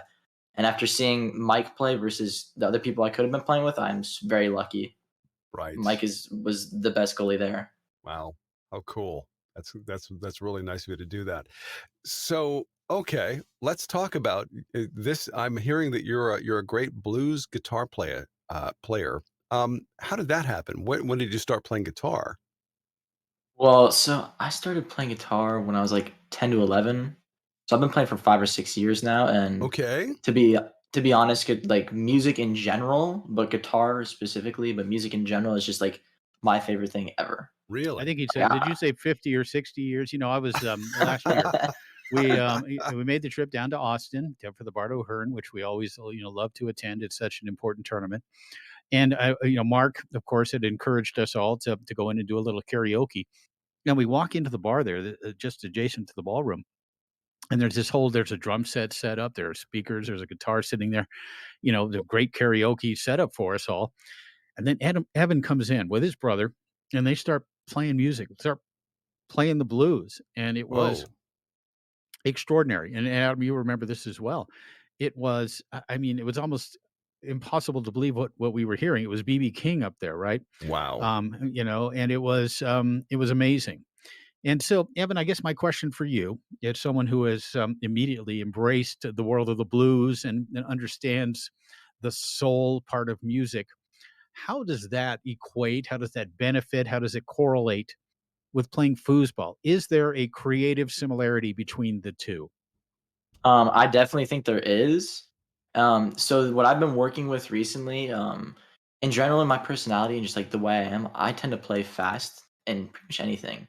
So like guitar, I like playing fast, and foosball, I'm a very fast, or I like to, I rush a lot. I don't take my time very much. So with music, it's helped teach me and still teaching me because I'm nowhere near where I need to be. But taking my time and being creative and making every note count. And that's the same with foosball. It's like I'm not there yet. Like I need to Right. work on it, but I'm trying, and I know I need to, and I'm trying to get better at, every ball counting and Yeah. every note counting, and that's kind of it's been teaching me. Yeah, for Cool. sure. Yeah, I mean, there are the X's and O's of things, right? Whether it's foosball, whether it's guitar. Yeah. And then there's this other aspect to it, which is maybe something we can't quantify or put into words. It's like I say, it's that soul side of it. It's the feel of it. It's what the great blues singers, the great blues guitarists, what they had. Yes, their technique was great, but it goes beyond that, right? And that's what I saw in you. And I've tried to look for that in foosball as well, and I think I see it. But in music, when you're playing the guitar, it's very evident. It's as if you're channeling someone else, or channeling 100 years of blues through your guitar playing. So it's more than technique, isn't it? There's a certain feel, a soul to all of it that I think also Yeah. translates to your foosball game. Yeah, I think what it is the feel comes from being able to play what you want. So that goes with foosball too. When you can start doing what you want to do on the table, you become more creative. So if you're in a match and you don't feel confident in something, you're not going to be creative and do it.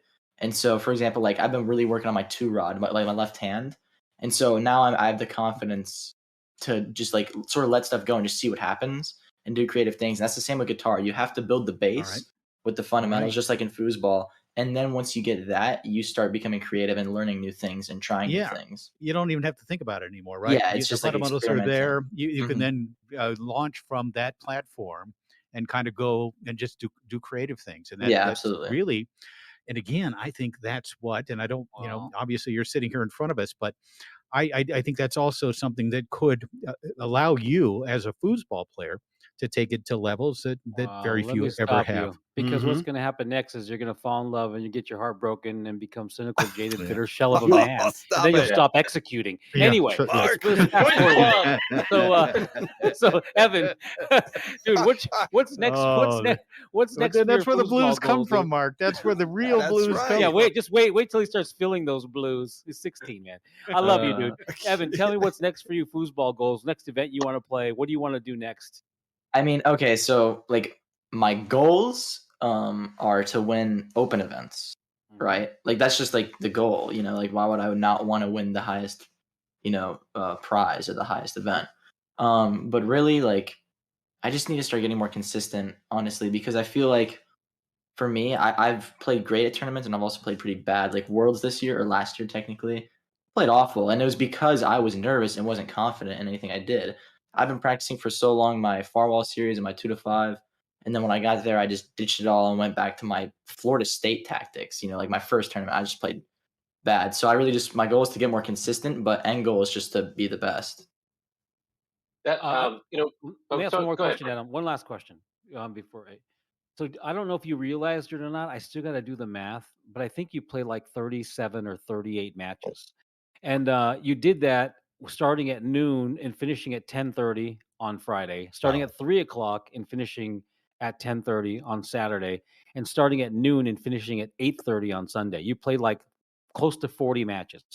Do you feel like that volume helped you be Oh my sharper, God. play Yes. better, be more in tune, and be hot? Do you think that helped you? Yes. Yeah, I'm first just going to say that the Swiss system, I didn't know what it was going into it, and I'm still confused about it now, but it is far better than anything. I mean, other than Bardo, for just the reason that I got to play my guitar, this was the best tournament ever. Okay, great. that I've been at. Now, obviously, I've only been playing for a year, so like I don't have the experience of others. But this tournament, it helps take out the luck factor. Luck isn't really a thing in a way, but when you get to play all these matches and go through all these rounds, if you lose one, it's not a big deal. You can still win others, and it's not the end of the world. Rather than this double elimination, you lose one, you're in loser's bracket, and then you get in your own head, and you lose that, and you're out, and then you're done. Like I remember I got to the Thunderdome, first match of the whole weekend, I lost against Chris Carson and Ethan, like the two biggest competition. And I was so nervous, and I remember talking to you, Mark, and other people too, but you just said have fun, because you asked me, was I having fun? And when you said that, I was like, no, I'm not. Like right now, I'm just like nervous because I want to win. And I started having fun, and it was so much fun after that. Like I relaxed and realized that it's not, even though I'm there to win, it's more about just enjoying it and getting the experience. Hey, I got to ask one more thing, Adam, before you go, man. I put bounties on you for marketing reasons, really. I put bounties on you, $100. And if you guys didn't know, I challenged other people to beat Evan for $100 and then for $300. I had a minor stake in someone who was competing against him, but I posted it on Facebook and I shared it. I marketed it. You told me how you responded to that, and it was brilliant the way you responded. Tell everybody here now how you responded when I challenged. Evan in the singles, he played. You played 5 matches in singles, and then he beat 4 of the top experts in the knockout rounds. First, he beat Scott Sweeting, which was one of the highest ranked players there. Then Rob Balza, then Carl Everett, then Tommy Brewer in the knockout rounds, and there was bounties on him the entire way. Evan, tell everybody now, when I put a threat on you to beat you, tell us how you responded to those threats. So I and I told you this, Mark. I told you I'd tell you after the tournament because I didn't want you to take the bounties down. But I almost used it as like a reverse psychology where, I'm supposed to be nervous because, people are going to try hard. There's more money on me, right? But when I think of it, I'm like, okay, well, I don't lose any money by losing. So I'm not nervous. The other people could be even more nervous because there's money involved. Like I play best when I'm in my garage, not caring at all, doing whatever I want. And that singles, I was playing like that because I knew I had already won the tournament. So in my mind, I'm like, all right, I'm in my garage, I'm having fun. I'm listening to metal in my headphones while I'm playing. Metal by Pink Floyd? Yeah. Yeah, metal. That's a great album. But I was actually listening to Megadeth. Rest in peace. Yeah, that was awesome. But anyway, I knew that the other players were probably more nervous than me because they were like, I can still win some money here. And so that puts pressure on them to win. Remember, you guys, we talked about this. We talked about, will the high-level expert buckle versus exactly Evan McGregor when the clutch in the pressure was on. And Evan won a slew of 10-9 matches because he executed when the high-level expert didn't. Yeah. And that's what makes him the champion of this event. Can I say something about this that nobody probably knows but me? Sure.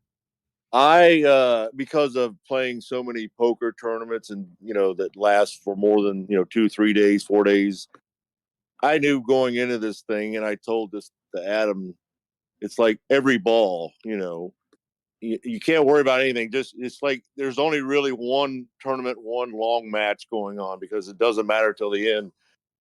And I looked at the charts and I realized that, of course, my singles game was hideous. But I'm thinking if I get 5 matches out of this thing, I can be in the top 3 or 4.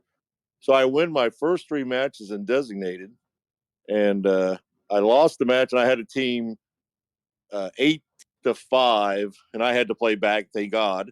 But Ethan, I don't know his last name, Win, yeah. Win. Well, anyway, he had already came up to me. He goes, if you qualify, I get the first pick. Can I play with you? I'm like, well, of course.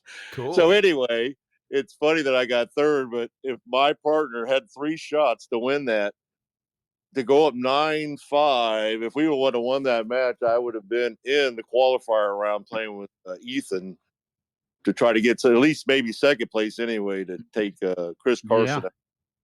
Yeah, could have finished second. Good for me because I understood how to win the tournament and what to do because of, like I said, my poker experience and different things. But I was listening to a lot of guys talking, and where am I at on the chart? How much money have I won? And I thought to myself, I love that. Keep doing that because You're worried about all that. You're not concentrating on winning. Focus on the ball, right? Just each ball. Yeah. Just Yeah. play every ball. Every Anyway. ball. We talked about that before. Hey, Adam. Hey, so am I on the show? Am I here? Adam Gilson, so, ladies and gentlemen. Thank you. I took a break. So this is actually a question for both Mike and Evan. And Mike, I'll ask you this first, but the question applies to Evan. Now, obviously, the both of you played in the Brink, right? And I think, did you draw each other in one of the draws? Did that happen, or is that my? Yeah, you we did? played. And designated, yeah. The designated. Okay, so Yeah, that was awesome. Oh, cool. So, but then there was 9 other matches total between those 2 draws, right? Where you played with other people. Yeah. Right. So my question to both of you is, and I'll start with you, Mike. Like, what was that? And not just like from the competitive aspect, but what was it like playing with people you probably hadn't played with? Like, was it good? Was it like, generative? Like, how did that go for you? Well, I'll tell you, it's kind of funny because my first match, I drew Micah McKinnon, I believe his name is. Out of Utah, yeah. And we were struggling, but what a nice guy, right? We just hit it off. There was just this chemistry. And I told him, man, we're not going to lose. I mean, I told Evan that like every time, and his mom. I love his mom. And I'm like, they go, what about this match? I don't care who it is. We're not going to lose. So I'm telling this guy, Micah, it's like, I think we got something here, man, and let's just do this thing. And all of a sudden he just rails off 5 in a row. Bam, bam, bam, bam, bam, and we win the match. And that was kind of my mindset. I mean, people don't know, I love playing with young players, good or bad. And when I was actually in my peak of playing, there was a local guy that was an expert. And I said, let's play in Minnesota. And he's like, really? And I go, yeah. And unfortunately, he kind of fell apart on me. But, he was a great player. He just wasn't. I mean, there's a difference between a good player and a great player. Evan's a great player. He couldn't handle the pressure Evan could. But anyway, my whole point is that I didn't really care who was on my team. I felt like the senior statesman trying to give people some, pep them up, give them some advice. They were saying, oh, you won a world championship and da-da-da-da-da. And, and I don't know if Evan remembers it. I said, you're the champ. And he said something like, no, you're the champ. I'm trying to be the champ, and it kind of hit me like, yeah, I need to do my part, to help these younger guys out or whatever. And that's the part I loved about it. I didn't care whether I win or lost. And, and I did great. So. That's awesome, Mike. So Evan, do you the same question? Mike obviously is the grizzled, aged 100-year-old, 200-year-old veteran here. For you, Evan, as the not 900-year-old player, what was that like for you? So for the DYP, that was I knew the BYP would be my toughest event, but the DYP for me was most nervous for because my most important thing with goalies, well, I mean, like I'll play goalie sometimes, but I'm not really a goalie. So if I have a goalie on my team and it's someone that I play with, it's more important for me for the person that I'm with to mesh with and tell me the proper things that I need to hear than someone who's just good, but not a good team. Or it's very tough for me to find a good partner. And that's why I was so lucky with Mike, because Mike, he reminds me of my local guy that I play with a lot, Pat Jellison. They tell me the things that I need to hear. And it's not stuff that's like actual strategy per se. It's just like reminding me of things that I already know, but just need to be reminded of. So I'll call timeout on an important ball and I'll be like, hey, Mike, what shot do you think I should do? Or like, what is this? And he's like, as long as you make it count and, that's what matters. And he just says stuff that like I need to remember and be like, okay, so yeah, I'll take my time and just make it count, and it's things like that. And so with the DYP, I was extremely nervous because some people it's really tough for me to find partners that I really mesh with. Interesting. So that was the feeling across those other 9 matches was you just kind of were just trying to feel the other player out. Like it just was a little more difficult than. Yeah. So the thing is with me is I've come to my dad actually told me this. He's like, he just references Tony because, Tony's like probably my biggest idol in foosball. And he's like, Tony doesn't really, he cares who his partner is, but he's going to carry that match and he's going to take control of the match. And so in my mind, I'm like, I got to start doing that. If I want to be the best player, I can't care who my partner is. I got to be able to win with whoever I'm with. And so what I was trying to do the whole time is just take control of the match, make every ball count. That way I don't rely on my goalie telling me things that I need to hear, Yeah, good stuff. You mentioned your dad. I had a chance to meet your dad down in Austin at the Bart O'Hearn. He came up, introduced himself, was so proud of you. Talk a little bit. I know your dad was a player as well, right? Talk a little bit about being a second generation player and how important that is in terms of you being at the level you are now at 16. How much did your dad factor into that? I mean, well, he got me playing, and he got me starting on fundamentals. Like he taught me the things that like he taught me the right way to play foosball, really. Because even though he was an expert in his day, and even though he's not like a world champion or a pro, he knows the game, And then I started going to locals, and all the Austin guys and everyone else started teaching me the right way to play. And then people started telling me about because when I first started playing foos, I didn't know who any of the top players were. Like I didn't know Tony, I didn't know Billy, I didn't know any of this. I was just like playing for fun. Like I didn't realize, I didn't know there was a whole sport of foosball. I was just hitting the ball around the table, And then I started watching YouTube, and I was like, oh my god, like I was just like stunned. It was almost like when I heard Eruption by Van Halen for the first time. It was just kind of like that for sure. I had to pick up a guitar and try that. You heard Jim Stevens, you heard Eruption. Yeah, exactly, exactly. Oh boy.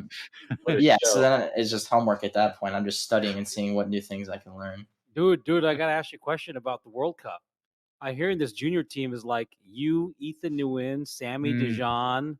Like it's a bunch of studs, man. Yep. Like Sammy, who's on that team? And are you going? Tell me about this. Yeah, I'm going. I can tell you. I know Jacob isn't. Unfortunately, that's tough. Yeah. But I know all the people you said are going. Logan is going. Logan, Logan that's got gonna be grandfathered awesome. in, right? He got grandfathered because of COVID year. Keep going. Let me hear about it. Isabel Stelly's going. I believe like Arden Rue's going, and Logan's like 26 now, but because of COVID, he gets to play. No pressure, Evan. But the men's World Cup team has won, I believe, 6 World Cups. The women, of course, won the World Cup in 2019. The men's senior team has also won the World Cup gold medal before. The junior team never won. Yeah, no pressure. But you do understand. This is the biggest event in the world, right? Yeah. And I know you, and I know what we've seen of you. You're not feeling pressure, but you're feeling motivation, aren't you? Yeah. I'm going to go there and have fun. That's just what I got to keep reminding myself. Because when there's a correlation between like winning and having fun, because to me, winning is fun, right? And the thing is, when I'm having fun, I'm winning, and when I'm winning, I'm having fun. And when I'm not having fun, I'm losing. So it's just like I got to keep reminding myself. It's the process of playing well, which results in winning. The process of playing well is fun, isn't it? Exactly. And when I put too much pressure on myself, that's when I don't play well. So for me, I just got to like keep bringing myself back to my garage and just, I don't know, having fun. That's the only way to put it. So we're all coming to your garage, and when we come to Bardo, we're all coming to your garage. I'm Just gonna hanging be there out. I'm going to be there to protect you because the drinking age there is 9. You're going to be. You're going to be singing karaoke. Don't take Mark's advice. No, don't do that. Don't do that. No, Evan, I know that. I hear like the other junior teams are amazing too. So that is like a little nerve wracking just because we've never won, and I'm going to start studying some of these kids in the other countries. I hear Germany is like the real competition. So that's what I hear. over there are all second generation foosers. They're all Yeah. second generation foosers. I hear they're all they're pros all on their own multi-table. table. They're multi-table players Right. as well. They're all really good tornado players. That's their advantage. But between you, Ethan, and Sammy, that's like a dream team right there in its own right. I'd match you up against anyone in the world. And on tornado, for sure. Yeah. Yes. But that's the thing. The German players are good on all tables, including tornado. So it is going to be a matter of you beating them on tornado. Yeah. And then holding your own on the other tables. That's kind of what it comes down to. Hey, Evan, you remember what I told you when we first played? You were asking me questions, and I said, you shouldn't even worry about who's across the table. You just be you. Yeah, that's so true. When you play your game and you're firing, I said, I told you watch Tony. Tony doesn't care if there's 2 grandmasters, 2 blah, blah, blah. Tony. God, I love Mike Green. Yeah, see, this is the stuff that he tells me during the matches. That's amazing. I love Mike Green. Yeah. I know. Spot on, Mike. Because that's so true. That's so true. Mike, I want you there in my kitchen when I'm cooking. I want you to just support me. I don't, guys. A little more salt in that there, Adam. A little more salt. It's going to taste good no matter what. Yeah. But no, I told him, listen, man, the bottom line is I don't care if they're Europeans. I don't care what they are. This kid, I'll have to tell you, I'm so impressed. When I met him and Ethan, And recently I met Jacob Balkos. I don't want to get his name wrong, but that's right. You got it. You nailed it. He was in Florida, and his dad's friend Ben Talate or something. I'm not sure, but anyway, I met him down there, and I was just didn't think there was anybody like Jacob. I thought, you know what? I've seen, and Jim knows, me and Jim have seen the goods and the bads. These guys are not the guys I grew up playing with. Trust me. Yeah. And that's a good thing. But when I met him, I thought, this is the kid. This is the guy, you know. And then I met Evan, you know. From the time he walked in the door, I knew I liked him. Then I'm talking, and not only that, I'm talking to Ethan and their families, and I'm thinking, man, these guys are a different level. I mean, isn't it something, Mike? Isn't it yeah, so refreshing to see these young players who are so grounded in family and also, of course, so talented and do it the right way? Right. I'm in a van at 16 years old, traveling the country, trying to hustle money in a foosball, you know. We make jokes Those that, are the you know, days. me and Johnny Horton and Benitez and Chesbro, we were all hung out on 22nd Street, you know, and I'm not going to say what we did to make it to the next tournament because, you know, it's embarrassing. But and I think Ethan's dad is like my adoptive father now. I don't know what all happened. of ours. But Mine we're just too. like, right. Mine too. Just his the mother, family, Evan's mom kept saying, Mike, you need to. I go, I don't need to do anything. I'm like, we're not going to lose. And then she goes, why? And I said, because this kid, you know, I'll say one thing, and I hate talking about myself in a bragging way, but Johnny Horton, somebody would say, oh, Mike got scoring pretty good. He goes, they score meatball? No, that's what Mike does. He blocks meatballs. Yeah. And I kept telling him, man, we are not going to lose. Even, I mean, our toughest match, and we talked about this earlier, were definitely the two guys from New York. Yeah, and Mike, do you remember what I told you? Yeah, the Scott and Scott. Yeah, I remember telling Mike it was 4-3, and I said, Mike, I just whispered to him, like, you make this block, we win the game. And we were down already, but I was like, if Mike does this for me, I'll do the rest, you know? I remember that. And I yeah. Yeah, do you remember I remember explicitly telling you that. That's the attitude of a winner. I said, these guys, bro, that's just all there's to it. But just playing those guys, I mean, and like I said, I can't even tell you.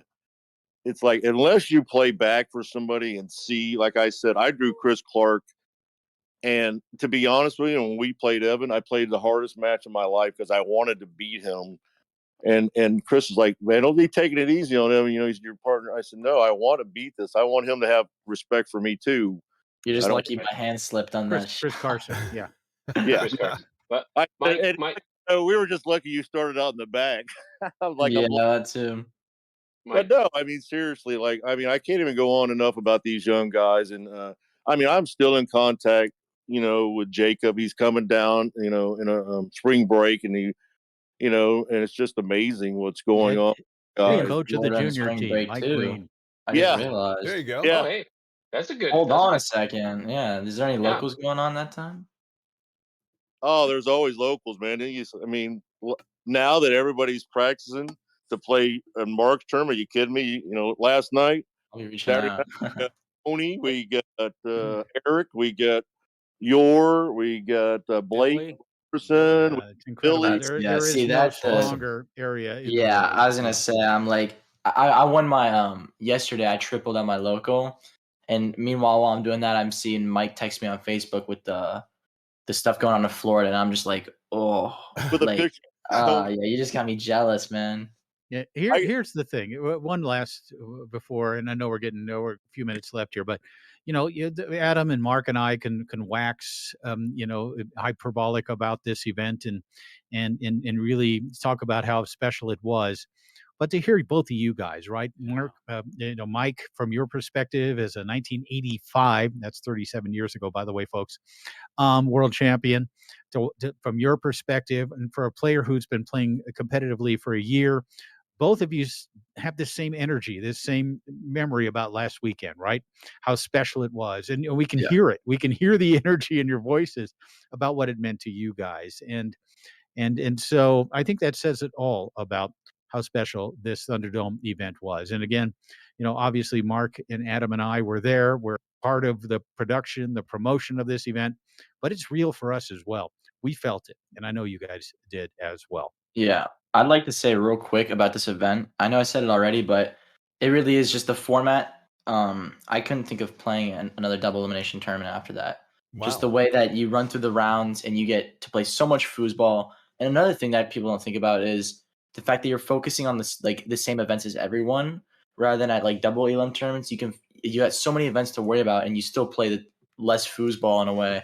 And it's hard to pick and choose. But this event, you know what you're playing, and it's just the best. I like just to be able to go through all those rounds, and if you lose one, it's not over, you know. And then you go to the knockout bracket, and it's single elim, and it's like do or die. It's just the best. Well, I'm gonna say something real quick about a totally different twist that amazed me. And Mark said part of it, which was you played matches so fast you didn't really get time to even discuss a match after the fact. And you got to, I probably talked to more people at this tournament than I've talked to in my career, because you go there, you got your 5% of your crew you talk to, and you're playing, you're concentrating. But it wasn't even just that. I mean, people, like I said, they were hugging each other and going over one last second. They didn't want to leave. They wanted to talk about that one ball. But Saturday, when I walk into this Publix grocery store, which is a chain in Florida, I hear this young couple say, "There's the champ that played with the kid." Well, when I hurt my arm, man, I mean, I honestly couldn't sleep. I slept like an hour and a half each night from the pain. And I thought I was really hallucinating. I started laughing. The guy goes, "Hey, do you mind if we talk to you? We saw you last night with the kid, and it was amazing. Can we get a picture with you?" I'm in Publix taking a picture, right? That's cool. So the next, that day I go to the tournament, and there's people in the bar.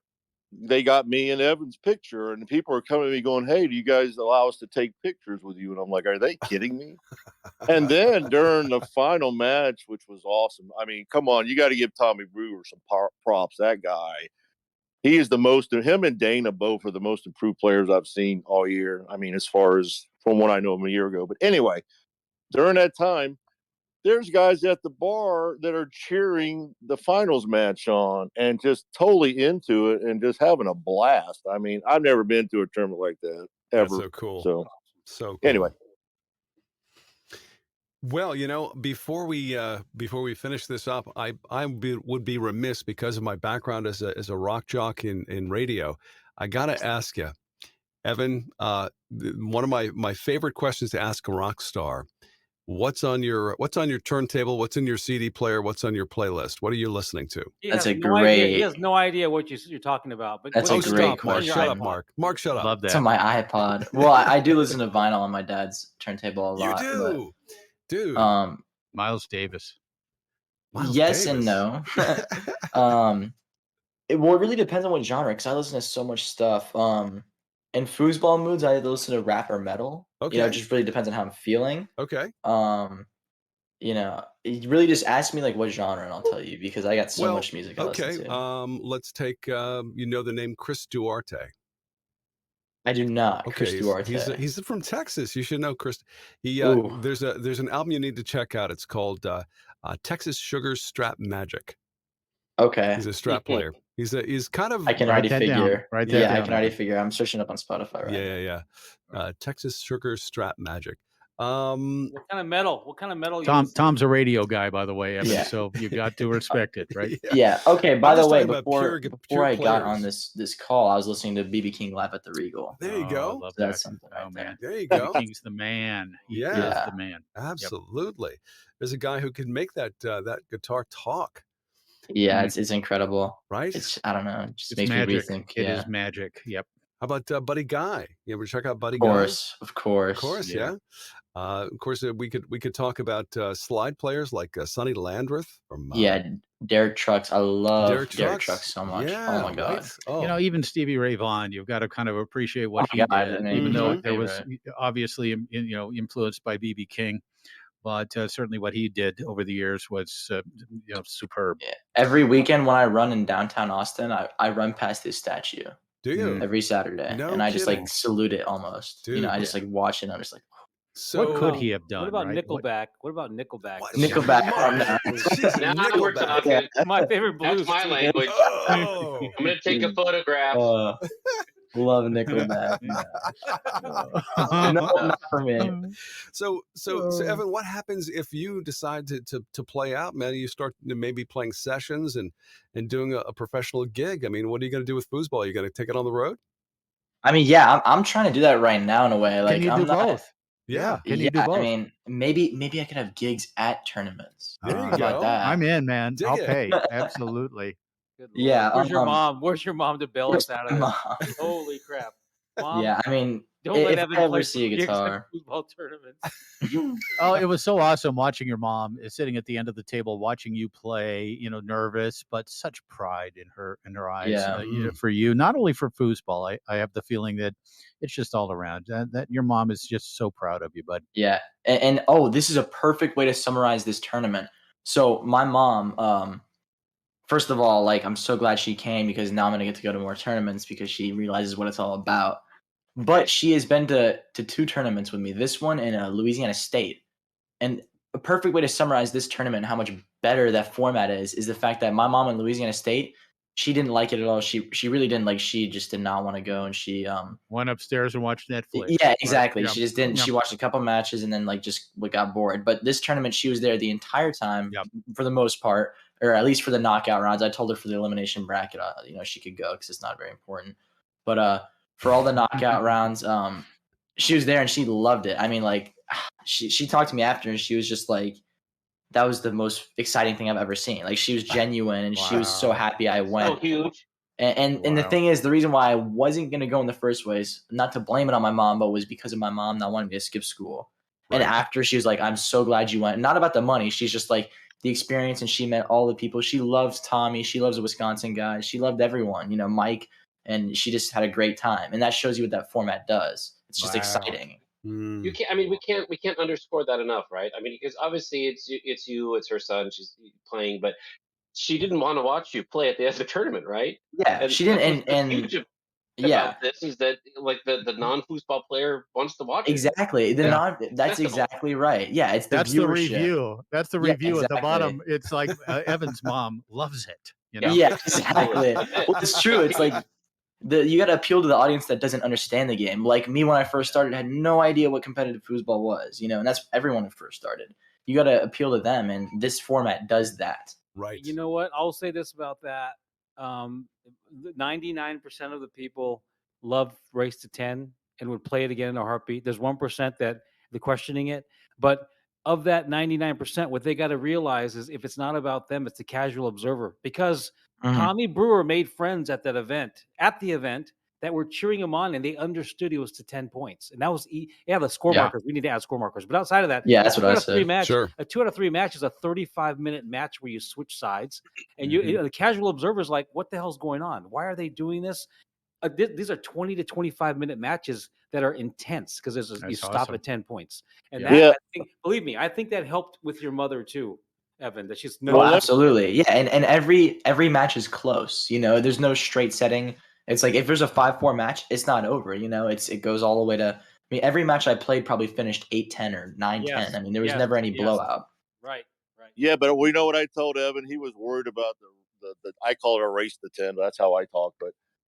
And I said, Evan, are you nuts? This thing was made for you. He goes, why you say that? I go, because most people aren't going to just fire off 5 or 6 straight points on you. Yeah, momentum player. Yeah. Yep. Yeah. You're going to hit somebody Yeah. with a 5-point run, and they're going to be like, what the heck? I'm going to 10. These guys want to hit the quick 5 and get out of there. You know, they want something fast to play a player like Evan. But my question, I have to ask this question to Evan. He has to be honest, okay? When you walked in and you saw me and you're like, oh my gosh, I'm playing with my grandfather. Yeah. Well, brother, I got thick skin. I really want to know what you thought. Well, if he saw you play forward, he was frightened. I'm sure. But once he saw you play goalie, he felt pretty good. I'm sure. I go, that happened. He goes, hey, you want to go warm up? And I said, no.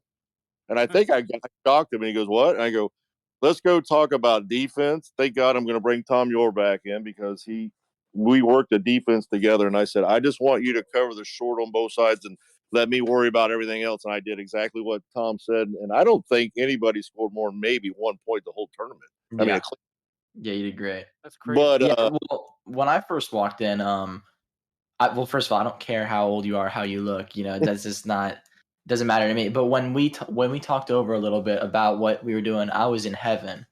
When you told me your series, I was like, it couldn't be more perfect, honestly. because the guy I play with the most, he does like a bank style. He just does exactly what you did. So I'm sitting there hovering, and I caught most of your passes, and you were able to get them through. And it was perfect. I mean, you were the best partner I could have had at that tournament by far. And I beat Adam Gilson with 5 from the back in warm-ups, and then Yeah. I was gonna. I banked. No, I saw it. I was gonna give No. Evan $350 back and just go home after that. I didn't want to play it. Adam, actually, we had fun warming up. You put that. You actually talked about that on the air about that, Adam, about how Mike had scored 5. I vaguely remember. I vaguely remember somebody saying a Florida man wears no shoes. Hey, man, I want to say this. That, You're Mike. a poet. I was wondering about that. I want to say this before we cut it short here, you guys. I still have the Facebook messages of our first contacts on this, Evan. You could go back and look at them. Yeah, no, I know. I remember it all. The conversation was this. I said, Evan, this tournament is made for you. And you said, I don't know. I don't understand why. And I said, because you're as a forward in the designated, you're totally advantaged in your singles game. And way underrated as well. Well, it's difficult. I mean, a lot of people like to say that, but when you're playing for a year, you can only have so many expectations on what your rank is, especially mentally. So underrated because you're a phenom. Frankly, don't let that get to your head. But you're you're a rare talent. So, dude, congratulations! I can't say it enough, man. You deserve every penny you made. You beat the top experts in singles to win the whole damn thing. Thank you. A brilliant performance. It was when we look back at what the Thunderdome could mean for the future of American foosball, and you and Mike Green and Chris Carson are the tip of the spear of changing foosball through all of the United States. Your memory of this will change. Awesome. Your memory of this will change over time. You'll look back in 10 years and say, "Damn, the Thunderdome was where all this started." So thank you for being a Yeah, well, like I said, thank you and Adam as well, because you got me here. I mean, I would not have come without y'all. I just remember Adam texting me, and Mark, you got me to go, but Adam texted me first about this, I'll admit. And I was just like, I can't go.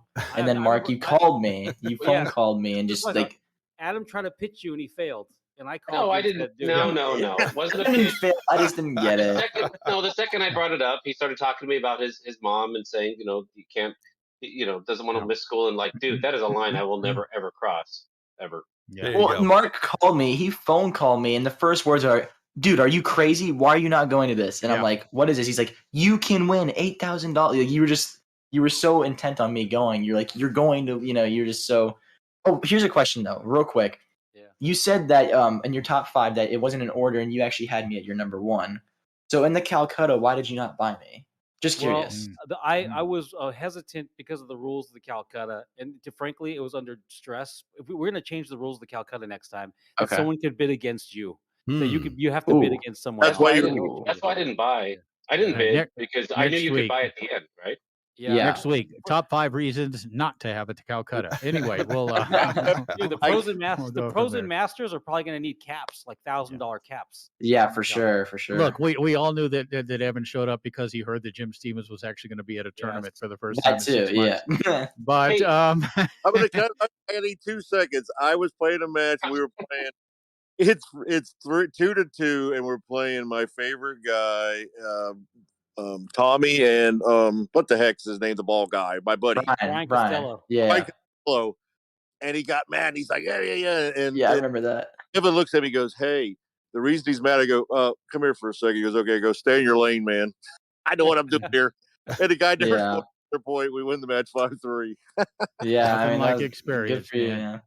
Mark, I know we're up against it here, but I just have to ask you real quick because at the King of the Hill thing that I won, I got automatic admittance into the Ironman version, even though I was a semi-pro at the time, expert back then. Where does the Pro Master version Pro this? I know it's got to be happening this year. Evan's in, man. I'm thinking about.